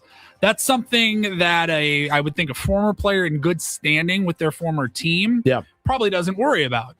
Their likeness being sold. I thought players all kind of collectively got, even the retired ones were part of like a union agreement where they just got a check, for rights fees and everything. I don't know if he opted out or how that exactly works, but it's just a sign of how contentious things are. Yeah, Angelo says this is it. They did not include Frank in their Black History Month graphic. That's what it was. They used Bo Jackson for the 90s era instead, who played like 100 games for them and omitted him. It was definitely intentional, 100%. So we'll wait and see what's next in the saga between Frank Thomas and the White Sox, but it's pretty ugly look all around. Yeah, it is. Elsewhere, we will go. I just thought this was fascinating. No idea why, except it has to do with Ken Griffey Jr., my favorite baseball player of all time. Now, he has really fallen in love with photography. Yeah. Like really professional sports photography. He and Randy Johnson. Yeah, it's wild. Yeah. You'll see both of them on the sidelines at, like Griffey would go to like University of Arizona football games. Yep. He's shot the Masters. In fact, he shot the Masters last year as a credentialed photographer in the camera wells and everything with all the other guys. And so the Masters and NBC are putting out a little special called The Kid Behind the Lens. And it's going to be about his story as a up-and-coming photographer. This is a guy that was like the pinnacle of baseball, like his craft, Hall of Famer. And yet he took on something new. And he goes, I'm not half-assing anything in my life. Like, I want to learn about these really expensive cameras. He got like the best shots of Roy McIlroy winning last year at Augusta. So it's going to be kind of chronicling all that as we get ready for the Masters here in just a couple of weeks. I love the second act, man. I do too. I love the second act. I would love to see one of those legendary Sports Illustrated photographers then late in life become the center fielder for the Seattle Mariners. That would be awesome. Now, that would be incredible. Just like, hey, man, if you really put your heart and soul and mind, and isn't that crazy that like he's like, I can literally do what you do after a couple of years. You can't do what I did. It's just not going to happen. It doesn't work that way. Doesn't work that way. So the Masters starts on April 6th. The special with Ken Griffey Jr. on NBC is going to run on Sunday, April 5th. Nice. Check that out. Yeah, 100%. And then we'll wrap it up. It was a very lean day yesterday as far as all the goofy stuff goes, but I do have this one. I did give you another headline earlier if you wanted it. Which one was that? Not that one. Oh, not that one? Do that one. You mean the one that is even the quadriplegic, the one that outdid the quadriplegic headline? Yeah. I don't know the story behind that one. Well, I mean, I have the headline if you want it. Do yours first, and then we'll see. Well, this was just a debate. There was a survey going around on the internet that had people wondering what would your ultimate fast food meal look like if you just went to different locations. The consensus was like, you would never do this, but if you could pick one item from like 5 different spots to make your ultimate meal, big old smorgasbord. The unanimous decision was burger from Burger King. Wow. A chicken sandwich from Chick-fil-A, followed by nuggets from McDonald's and French fries from McDonald's. I could get way into that, way into it. And a Coke from Mickey D's because they have the best Coke. In-N-Out double. Yeah, Burger King number 1 I thought was interesting. I could get into it. Cane's chicken strips with their dipping sauce. You're McDonald's fries. Don't even bring up Raising Cane's. Why? Because remember? Oh, you were sick. You didn't eat it though. You just had to smell it. Smell. I never It's forgot. delicious. I've had I don't have it very often I think because the first place I'd go is Epic Wings. Epic Wings for some wings. I don't know. They're too good to be fast food. Those are real, legit wings. No microwaves. That's where I would go. No Epic heat Wings? lamps, no microwaves. They're not a fast food restaurant. That's They're true. a wing restaurant. Nuggets, I would go Wendy's. Pretty solid. Wendy's Nuggets. Here's the headline I was talking about. Yes, onto this. We saw the headline of the quadriplegic cornhole player that shot someone. Right. That's kind of unbelievable. Then I saw this one. Oh, it's old. Yeah, you don't. I'll vet read it things anyway. very well. I don't mean I don't vet things very You well. just don't. You see This happens something pretty you get often. dazzled. I'd say by like once every 2 weeks. a headline, and then you realize, oh, this happened 9 years ago. Oh, I'm this sorry. Is fake. I'm Oh, sorry that this headline dazzled me. Vaginal weightlifter sex coach charged with assaulting census taker who knocked at door. Yes, I'll read it again. Vaginal weightlifter sex coach charged with assaulting census taker who knocked at her door. Where? In England. Weightlifter? Vaginal weightlifter. She runs intimacy retreats. It was Australia, sorry. She attacked an employee he of vets the everything very well, Australian guys. Bureau of Statistics. She was not happy about it, so she assaulted her. And there's pictures of her. This happened in 2013. You know how guys will post pictures of them? No, January 2022. No, there's pictures of guys do like, hey, I'm doing dumbbell rows, and they'll show a picture or video of them. There's a picture of her dangling a pumpkin. Is this an NSFW picture? I mean, she's No. fully clothed, but there's she a is. pumpkin dangling, and then there's she shares pictures of her feet. What's not she her holding feet. on to it with? No, I just told you. I know, but I just told you.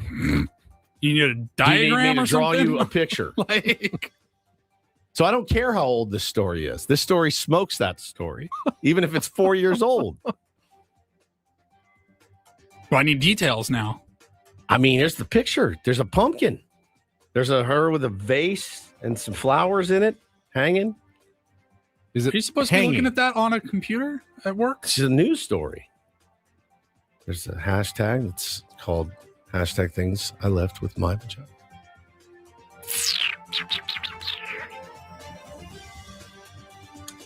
Yep. Yeah. There were 2 sets of footprints.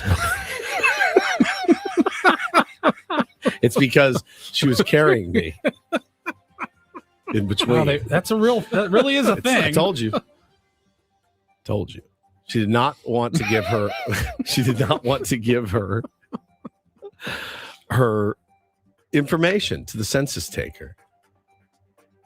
I mean, once they see you exist. Census takers pretty much gotten the information. They got you. You're there. Check. There's one. Check. One tally mark. Gotcha. Yeah. Oh, here's one with her with a surfboard. Look, Ma, no hands. A surfboard in between.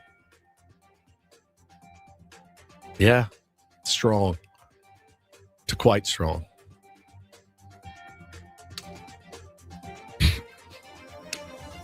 Fine, look. Yeah. Okay, come here. See that? Then there's it's a vase with some flowers, and then hold on. Decent sized pumpkin. Just Is there like a Impressed? string or something though? Like, how does she get a grip? I don't understand. Just don't understand. All right. Move on. Don't forget, baseball is back. Opening night is live on Netflix tomorrow, March 25th. Aaron Judge and the New York Yankees clash with Rafael Devers and the San Francisco Giants. MLB opening night. Yankees Giants live on Netflix tomorrow, 5 p.m. Pacific. my gut is telling me it's going to be a very annoying broadcast based on some of the things I've seen that are people are going to be involved. Or Kreischer will have a shirt off. There's a couple of wrestling. Is he doing twins. in-game or like studio? I think just studio, but I just feel like it's going to be. I saw the Usos from WWE. Yeah, Will obviously be there. It's just going to be a lot. I think it's just going to be a lot for the first game. Well, when you're only doing 2 broadcasts all year Gotta make and it you've count. hired like a crew to do them, you're going to get your money's worth. Well, and you have like these guys. You have all these guys are Netflix employees essentially, like Bert Kreischer and the Uso twins. But I think it's going to be a rough watch. Is my guess. It could be awesome, but my guess is it's going to be a rough watch. So, quick reminder. Other than the Netflix game to start the season and the Field of Dreams games, here's where you're going to find your national broadcast this year. Sunday Night Baseball moves to NBC and Peacock. Some games will be on NBC. Others will be streaming only, depending on the time of year. 27 primetime games, 34 afternoon games, Sundays, NBC Peacock. ESPN is cutting back, but they're not gone. They're still going to have 30 regular season games. Some of those will be aired on ABC as well on Sundays. What days? Okay, Sundays. Beginning on April 15th, which is a... Doesn't ESPN usually have like a lot of like Tuesday or Wednesday I games? do believe it. Yeah, I do believe they're going to have a lot of Wednesday night games on ESPN, a couple of Sunday games on ABC as well. Fox and FS1 will have over 85 regular season games, including 23 Baseball Night in America Saturday prime time matchups. So your Saturday games, generally national ones, will be on Fox like they have been in recent years. And then Apple TV will once again be the home to Friday night baseball. Okay. Apple TV typically hosts doubleheaders on Fridays, exclusive to the streamer with no local blackouts. And then you can occasionally get games on MLB Network, usually like the simulcast of the local broadcast that they'll show earlier in the day when you pop your head on. And TBS will have Tuesday games throughout the regular season, beginning March 31st with Yankees Mariners. And they will once again host the ALDS and ALCS playoff rounds on TBS. All right. The question I ask every year, I'm going to ask it again. I like to get the MLB TV package. I have been told that we have one here through work, so that's great. Save me $100 or something. So I'll have that. I've got my Cox I at thought home. they tightened up the belt on like sharing of accounts recently, but maybe Adam will need to buy 5 or 6 MLB TV packages. Yeah, right. I'm sure he'd be happy to. So if I buy the MLB package and I have Cox at home, do I still need to buy Padres.tv? No. If you want to watch Padres away cable from your home, though, because you've often said your Cox doesn't travel. My Cox does not travel. My Spectrum You can't get your does. I Cox can to work watch. when you're I not can in watch the house? Padres My on my Cox doesn't phone work when anywhere I'm in not in the San house. Diego. I have no problem. But you say you can't watch your Padres on Cox. You won't be able to get them on MLB TV either. So I'll need to get, when I go to Hawaii, for example, I need to get Padres.tv.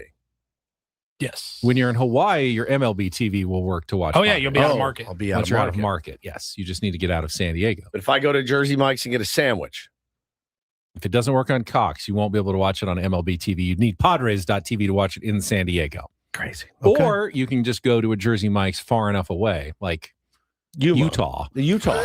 You can watch the game there. Yeah, again, I don't have T-Mobile, as you guys know. I'm not J-Lo. All right. I'm not a preteen. Okay, I have Verizon, like a grown-up has. Oh, boy. And I think you need to talk to you have your special Woods dedicated Cox representative. I do. See if they can figure out how you can watch your Padres on Cox outside of your home. Yeah. It may have to do with like where your signal is pinging from, possibly, but I don't know why you can't watch Padres games on your Cox outside your home. I think I just end up paying for 17 subscriptions to make sure that As always. my bases are covered. But the year of the more fiscally conservative Woods. So I don't know. There is some talk that Hawaii is also blacked out because it's a thought they could Padres be in local market. Yeah, it's Yeah. a Padres local market. That's possibly, true. So. A lot of Padres fans over there. Yeah. Yeah. You might See be them able all to the watch it time. on your Cox over there. Maybe. I doubt it. All right. We have some final stats in from spring training on the ABS challenge system and how teams are planning on using it. We can get to that and more coming up next with Benno Woods on San Diego's #1 sports station, 97.3 The Fan. I can't wait to get to all those stats, Benny. But first, there's some stats for you to the beautiful and dedicated tier ones if you're in the market for a new car or truck. How about this? It's truck month at Sedano Ford in Lincoln. They're going bigger, better than ever before. They are celebrating the hardest working trucks on the road for the hardest working radio audience in San Diego. They put together incredible limited time deals on all of your favorite Ford trucks, offering the power of 3 with 0% financing, 0 due at signing, and 0 payments for a full 90 days, 0% APR, 0 due at signing. Absolutely no payments for 90 days. My mother-in-law has now bought 2 trucks from my beloved Sedano Ford, man, and couldn't be happier with the way that it all went down. Now, also March, perfect time. Drive the future in the all-electric Ford Mustang Mach-E Select, just $399 a month. Sedano Ford and Lincoln also making premium luxury more affordable than ever. Lease a beautiful new Lincoln Corsair plug-in hybrid for just $417 a month. All these exclusive deals available right here at your local veteran-owned Sedano Ford and Lincoln in La Mesa. Beautiful dealership. Stop by.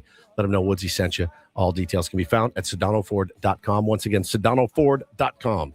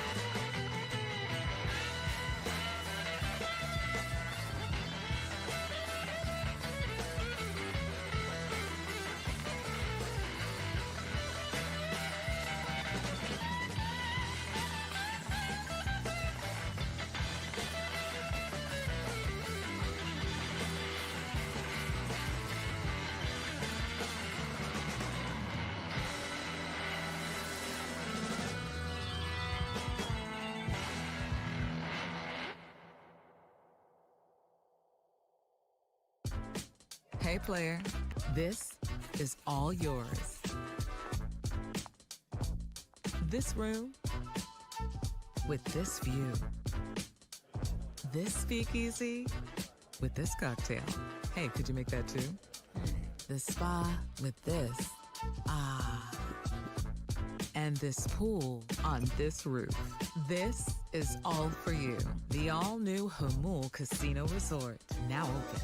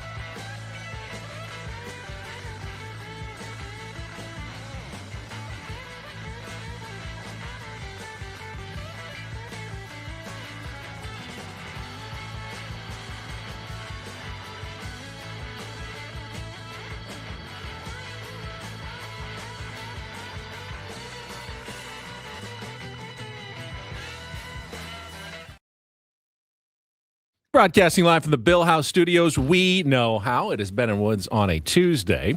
Of course, with the start of the new baseball season on Thursday, it will, well, technically tomorrow, it will also be the first ever regular season games with ABS challenges. Oh, boy.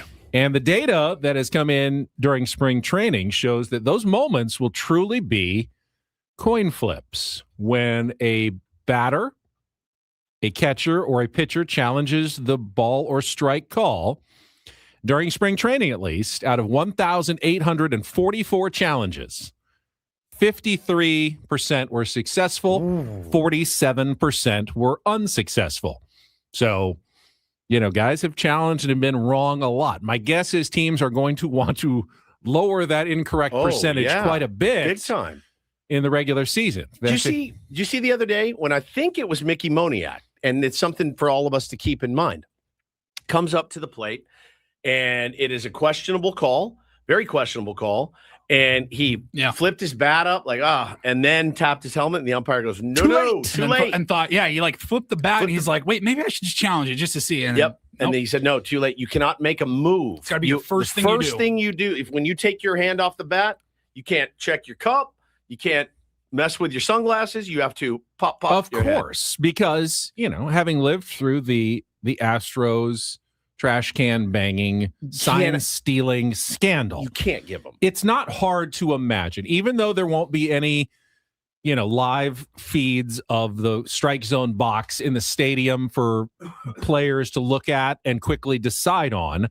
What's to say that they can't set up their own camera with their own ABS box somewhere in a clubhouse, on a live feed that's delivered right away.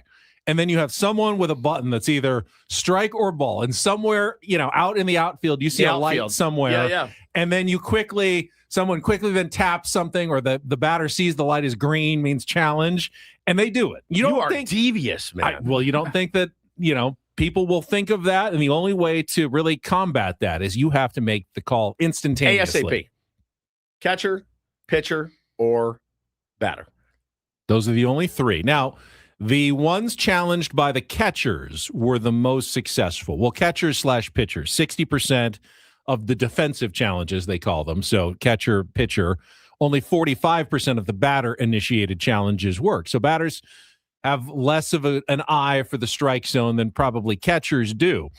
Interestingly enough, and Jesse Rogers wrote this piece for ESPN.com, asked some anonymous survey questions. Teams, will you let pitchers challenge? They had 19 responses from teams. Yes, 5.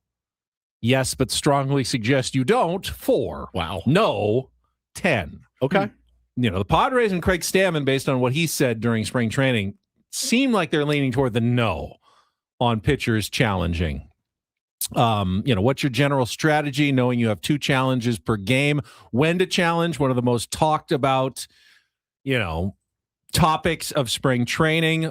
They all kind of say they want to hold challenges until later in the game, but they also want to trust their players' judgments as much as they can. We say that because if you're right, you don't lose anything. Well, it's like exactly. And let's say it's the 4th inning. Right? It's the 4th inning, and Tarek Skubal is on the ropes, and he got the bases loaded, and he throws a pitch. Looks like ball 4, and Fernando Tatis Jr. wants to challenge that pitch, and does, and it's ball 4, and he walks in a run, and the next guy hits a friggin' grand slam. It's going to be hard to be discerning, man, and you can't know what how many times have we watched a baseball game and the pivotal moment of the game happens in the 1st inning? Well, you know what I mean? And that's one of the things that he wrote about, is that all teams have basically said something about, we want to use them in high leverage situations. The question is, what is a high leverage situation? Right, and do your players understand what it is? It's high leverage to them. For some players, if you're up at the plate and I'm about to strike out, it may be the 2nd inning, but for me, that feels pretty high leverage. I want to get on base rather than strike out. And then a manager may have a very different idea. No. You go sit down. That may have been a ball, but we're not challenging that play early in the game. So you can be, a runner at first base with 2 outs and, no one else on. Yeah. Now, if the bases are loaded, it's a full count pitch. And, it's close. That may be even in the 3rd or 4th inning, the time to tap your head on but you've got to get everybody on the same page about these sort of things. 100%. And you can't just look at the guys and go, all right, your own free will. You know what I mean? You can't. You but just you can't also do it. don't want to send a guy up there with a bunch of instructions like, okay, you may challenge in this at bat, but only if it's a full count, Right. blah, blah, blah. That's all they're thinking You want about. him to think about hitting when he goes up there against what is probably a very nasty pitcher, and he has to make an instinctual call on that. I do think maybe there's certain games where you'll say, just don't challenge early in the game. Yeah, Like, we'll let you it know, play we'll let out. you know when challenges are now open for business. Yeah. You know, after the 6th inning or something, we may open them up. But for like early in the game, we're just on a no. Unless you're always going to have that unless. I mean, like if a ball bounces and an umpire sneezed and that calls it a strike. It has happened. It has happened. You know, there's got to be exceptions to the no challenging rule as well. So How many times is Craig Stammen going to have to just wear it for a player who challenged when they shouldn't have? Correct. And then he's going to be Stammen will be asked about it after the game. Not just him, every manager. Oh, You yeah, know, right. Every single manager is just going, yeah, we talked to him about it. It's like the third, and he's like, Cool. talking about that one in a couple hours. Cool. Out of challenges in the third. Fantastic work, fellas. Yeah, man. And then let's say your team's out of challenges in the 4th inning. Dude, expand the zone. You know what I mean? Like if you're a pitcher, you're like, oh, okay, I can actually go and manipulate this a little bit, knowing they don't have a challenge. It's fascinating to me. I can't wait to see how it plays out. I really some can't. said 2 strikes only when you are challenging. Yeah. One executive email. You don't said, want to do a 1-0. no 0-0 count. No challenges. 0-0 counts. Yeah. Yeah. And, you know, it's funny because the difference between the success rate for batters in an 0-1 count and a 1-0 count, pretty huge. It's huge. Like 0-1, they hit like 170. Yeah. 1-0, they hit like 320. Yeah. But it's still not worth it early in the game in a situation like that. Yep. You're not going to challenge Can't those wait, kind of man. games. I can't wait for it. I think it's going to be so much fun, and it'll give us plenty to talk about. That's for sure. For sure. Who's going to be the first to challenge? I mean, it'll certainly happen tomorrow night. Oh, yeah. Yeah. I can't imagine. I don't think there were any spring training games in which no one challenged Right. anything. I think they all got used. It's either going to be Austin Wells or it's going to be who's their catcher for the Giants? Yeah, it's the Bailey, who's I Patrick think Bailey, pretty yeah. good at it. So yeah, he's got a real good strike zone Yep. back there. I've heard. Yep. So yeah, he'd probably be the first. He'd be probably the first. Yep. All right, we will take our final timeout, come back, wrap things up, maybe spin the topic wheel. It's been a fun Tuesday, a lighthearted Tuesday, as it were, with Ben and Woods, going until 10 o'clock here on San Diego's #1 sports station, 97.3 The Fan.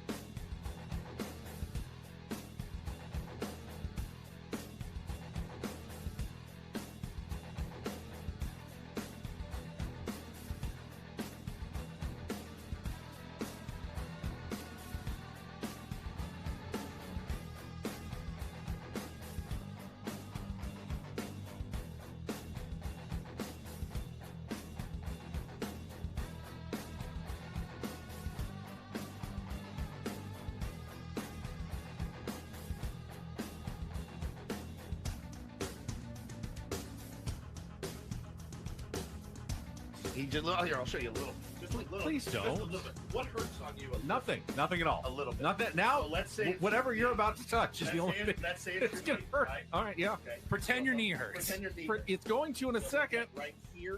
Oh, that is not pleasant. Hey, player, this is all yours. This room with this view. This speakeasy with this cocktail. Hey, could you make that too? The spa with this. Ah. And this pool on this roof. This is all for you. The all-new Hamul Casino Resort, now open.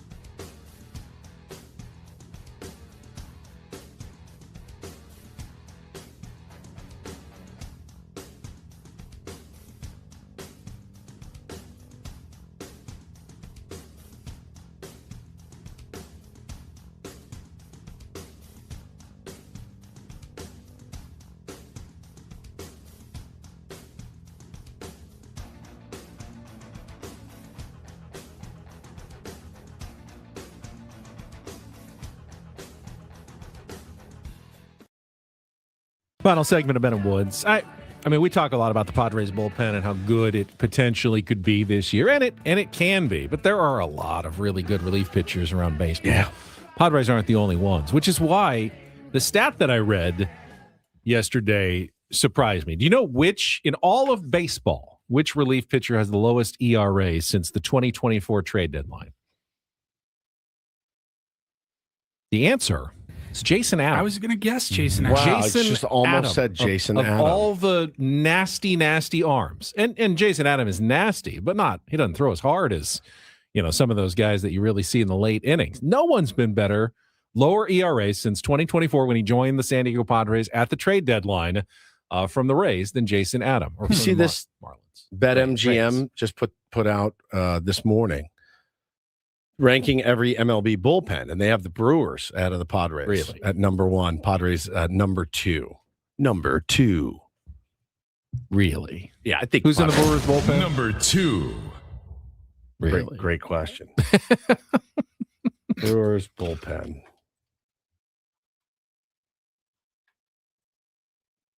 Here we go. Trevor McGill. That's good. Sure.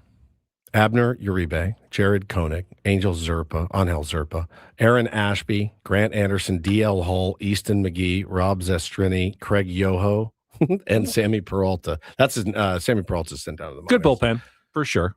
Really good bullpen. I mean, honestly, gun to your head, how many of those guys have you heard of before? Like 3 of them? Well, You've heard so I of remember McGill? seeing them in the playoffs against the Dodgers and the Cubs last year, coming in a lot of big situations, and sounds like they got a lot of those guys back, like Sestrizny and Yoho, and I mean, they were solid, but the first time you ever saw Yoho was when we were at spring training and you said he should play for the Pirates and then got a big chortle after it. Admit it. Right. That's Yo-ho. Yeah, I get the joke. Yo-ho. But now you're on here extolling the Pirates say virtues. yo-ho, Yeah, yo-ho. and a bottle of rum. He's extolling the virtues of Craig Yoho simply on one spring training appearance, I think. I mean, they got a lot of guys. They got some guys back. I have no doubt that the Brewers will have a good bullpen. Me too. Because they And, always do. But I have I no would doubt tell the you right. Padres will have a If you good asked, bullpen. if you told Pat Murphy, all right, let's switch it up. You take ours, we'll take yours. He'd go, done. Done in a heartbeat. Yes, sorry, Abner Uribe. I'm so I get sorry, Mason Miller Angel. and Adrian Morihone and Jason Adam and Done. Jeremiah Estrada and David Morgan. It's done. Yeah. It's done. He would do it in an instant, as would Dave Roberts, as would everybody else, in my opinion, on paper right now. So, it should be a strength. Now, again, anytime we talk about how great something is, it usually doesn't work out. So I think the Padres bullpen is going to be terrible this year. Horrible. Awful. Just a nightmare of a bullpen, which is very possible. It's very possible. Bullpens are so notoriously volatile. fickle and volatile Yes. from year to year. It is hard to see a scenario 100%. in which the Padres are terrible in the pen. I mean, if we'll they see. were, That just kind of blew my mind, though, that the Brewers are ranked higher than the Padres bullpen-wise. And I started thinking about all the projections, Fangraphs. Everybody says, it's like 78, 79 win team. And we're not all predicting 98 wins and taking first, nothing like that. But I'm 81 and going, 81, homie. I go, what am I missing? Like, why is everybody else down on the Padres so much? What are we missing? Are we going to look stupid in a few months? If we do, it won't be the first time. Sure. And it's not going to bother me. I'm, again, you can only judge a team based on paper, and you can judge a team at the beginning of the year based on track record. And I look around and I go, all right, yeah, hell yeah, I'm excited. Hell yeah, I'm excited. And I love what Morihone did last year. I love what Mason Miller does every time he grabs the ball. I loved what David Morgan brought to the table. I love Jeremiah Estrada dropping 25 Rodriguez. pounds and Bradley Rodriguez, right? Like all of these bulls down there. I'm into it. I'm into having Ramon Laureano as my starting left fielder, potentially even hitting in the 9 spot this year is crazy to me. I'm into Gavin Sheets having a great spring training and fitting in and locking in. I'm into Manny Machado being Manny, Toddy, renewed sense of whatever, Like Jackson Merrill healthy. I'm into all of that. We'll make our predictions tomorrow. I'm probably in the, 85, 86 win range for this Padres team. And that's a drop off from 90 last year and 90 the year before that. And I'm going, I thought 85, 86 wins would be a little bit bold. Like, they're dropping off a little bit, but everyone's picking them like 12 games 79 worse than last year. Yeah. I'm like, what am I missing here? I don't understand it. I've seen that all off season and I don't get it. Well, I guess it will be revealed to us soon enough, one way or the other. That's why they play the games. D1115 says Fangraphs bullpen power rankings have us number 1, Milwaukee at 6. So that seems a little bit more. That was BetMGM. I mean, everyone's entitled to their opinions for sure. The way that I see the Padres season unraveling is Nick Pivetta has a bad year. Michael King doesn't ever get back on track. Sure.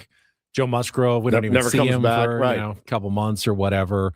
And they're just behind so often early in games, 5-2, 6-3, that the bullpen is neutralized because they don't have enough leads to protect the offense, which can go either way. This year does not get on track and does not find the power that we think that it can unlock this season. That's how the Padres season goes bad.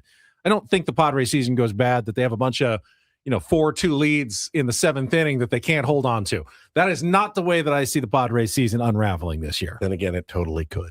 But it's baseball. Then again, it totally could. And that's what makes it so special and the great unknown every I'm still single scarred year. from 2023. Oh, we like all are. literally anything can happen. We all are. All right, let's check traffic, and we will wrap things up on a Tuesday with Ben and Woods here on 97.3 The Fan. From the 855 Get Ross Traffic Center. Injured? Demand justice. Demand Jurowitz. 855GetRoss.com. Here's Kelly Danick. Traffic is brought to you by Valvoline Instant Oil Change. Wrapping up with a few problems in the North County, guys. Southbound at 15 An accident right before Via Rancho Parkway. Everything's been moved over the right shoulder. Then another crash up ahead before Rancho Bernardo Road. Now, this one involves several vehicles, and it appears to be blocking the fast lane. Also going to find on South 5 near Tamarack, just past it, a collision, not showing if lanes are blocked. Then reports of the roadway being flooded. Encinitas Boulevard on-ramp to southbound 5, perhaps a broken sprinkler or something similar to that. San Diego drivers, keep moving with Valvoline Instant Oil Change. Their expert technicians help keep your vehicle and everyone in it safe and road ready. Stay in your car, no appointment needed. Save at SoCalOilChange.com. Valvoline Instant Oil Change, your 15-minute drive through oil change. I'm Kelly Danick with Ben and Wood, San Diego's #1 sports station, 97.3 The Fan. ESPN just came out with their early season or before the season rankings, and they have the Padres, well, second in the NL West, but 16th overall in baseball. That would not be good enough to make a playoff spot in the National League. No. They would be the 7th team, I believe, in the National League based on who's ahead of them. Okay, got their work cut out for them then. Up for the challenge. That's a middle of the pack team. Yep. I just feel like the Padres are better than a middle of the pack team. I do too.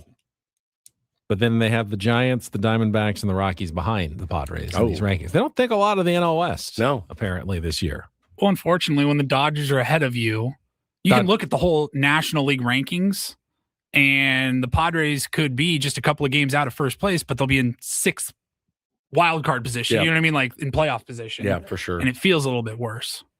I'm ready. I'm ready to get hurt again. Right? Yeah. Dodgers are #1, as you would expect. Surprise, #2. See if you can guess who's the #2 team. Biggest threat to LA's throne.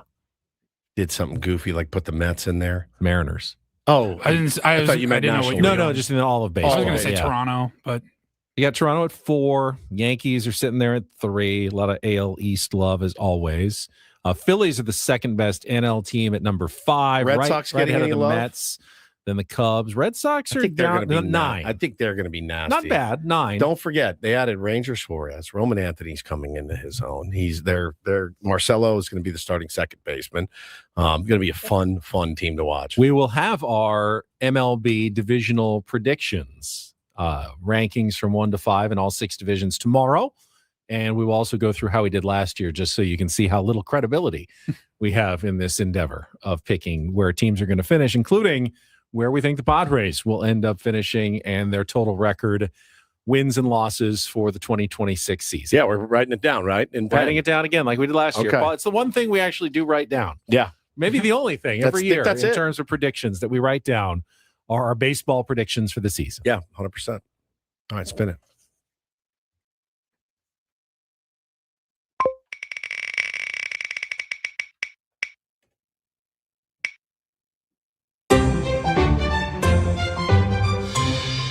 it's another would you rather. Would you rather lose your phone or lose your wallet? Phone. Wallet. No, phone. You're right. Phone. Easy pick. I don't know what I was thinking. I absolutely lose my phone. Because then you got to go get a new driver's license and new credit cards. You got to call all the credit card companies, your insurance card. Not to mention any cash you may have had in there. New iPhone's like $1,400. I know, but you have insurance. Yeah, but it's kind of fun too. You get a new phone, and you get to set it all up again. You have to get all new condoms for your wallet. Right. Probably should do that. Update them. Yeah, as it were. All those discount punch cards that I have to get, 10% off my next visit. The wallet is the phone's excruciating, but the wallet is like it's no, really. I already had 6 punches on my way to a free frozen yogurt, and I lost my wallet. You know what, buddy? Can you please just take honor? it. Can you please honor my punch card? Listen, here? I promise take it. Just take it. If you need it that bad, you turd, take it.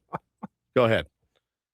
Do you not keep punch cards? And hey, they're all online now, but I don't do it. I do all the rewards. I know you do. That's why we love you.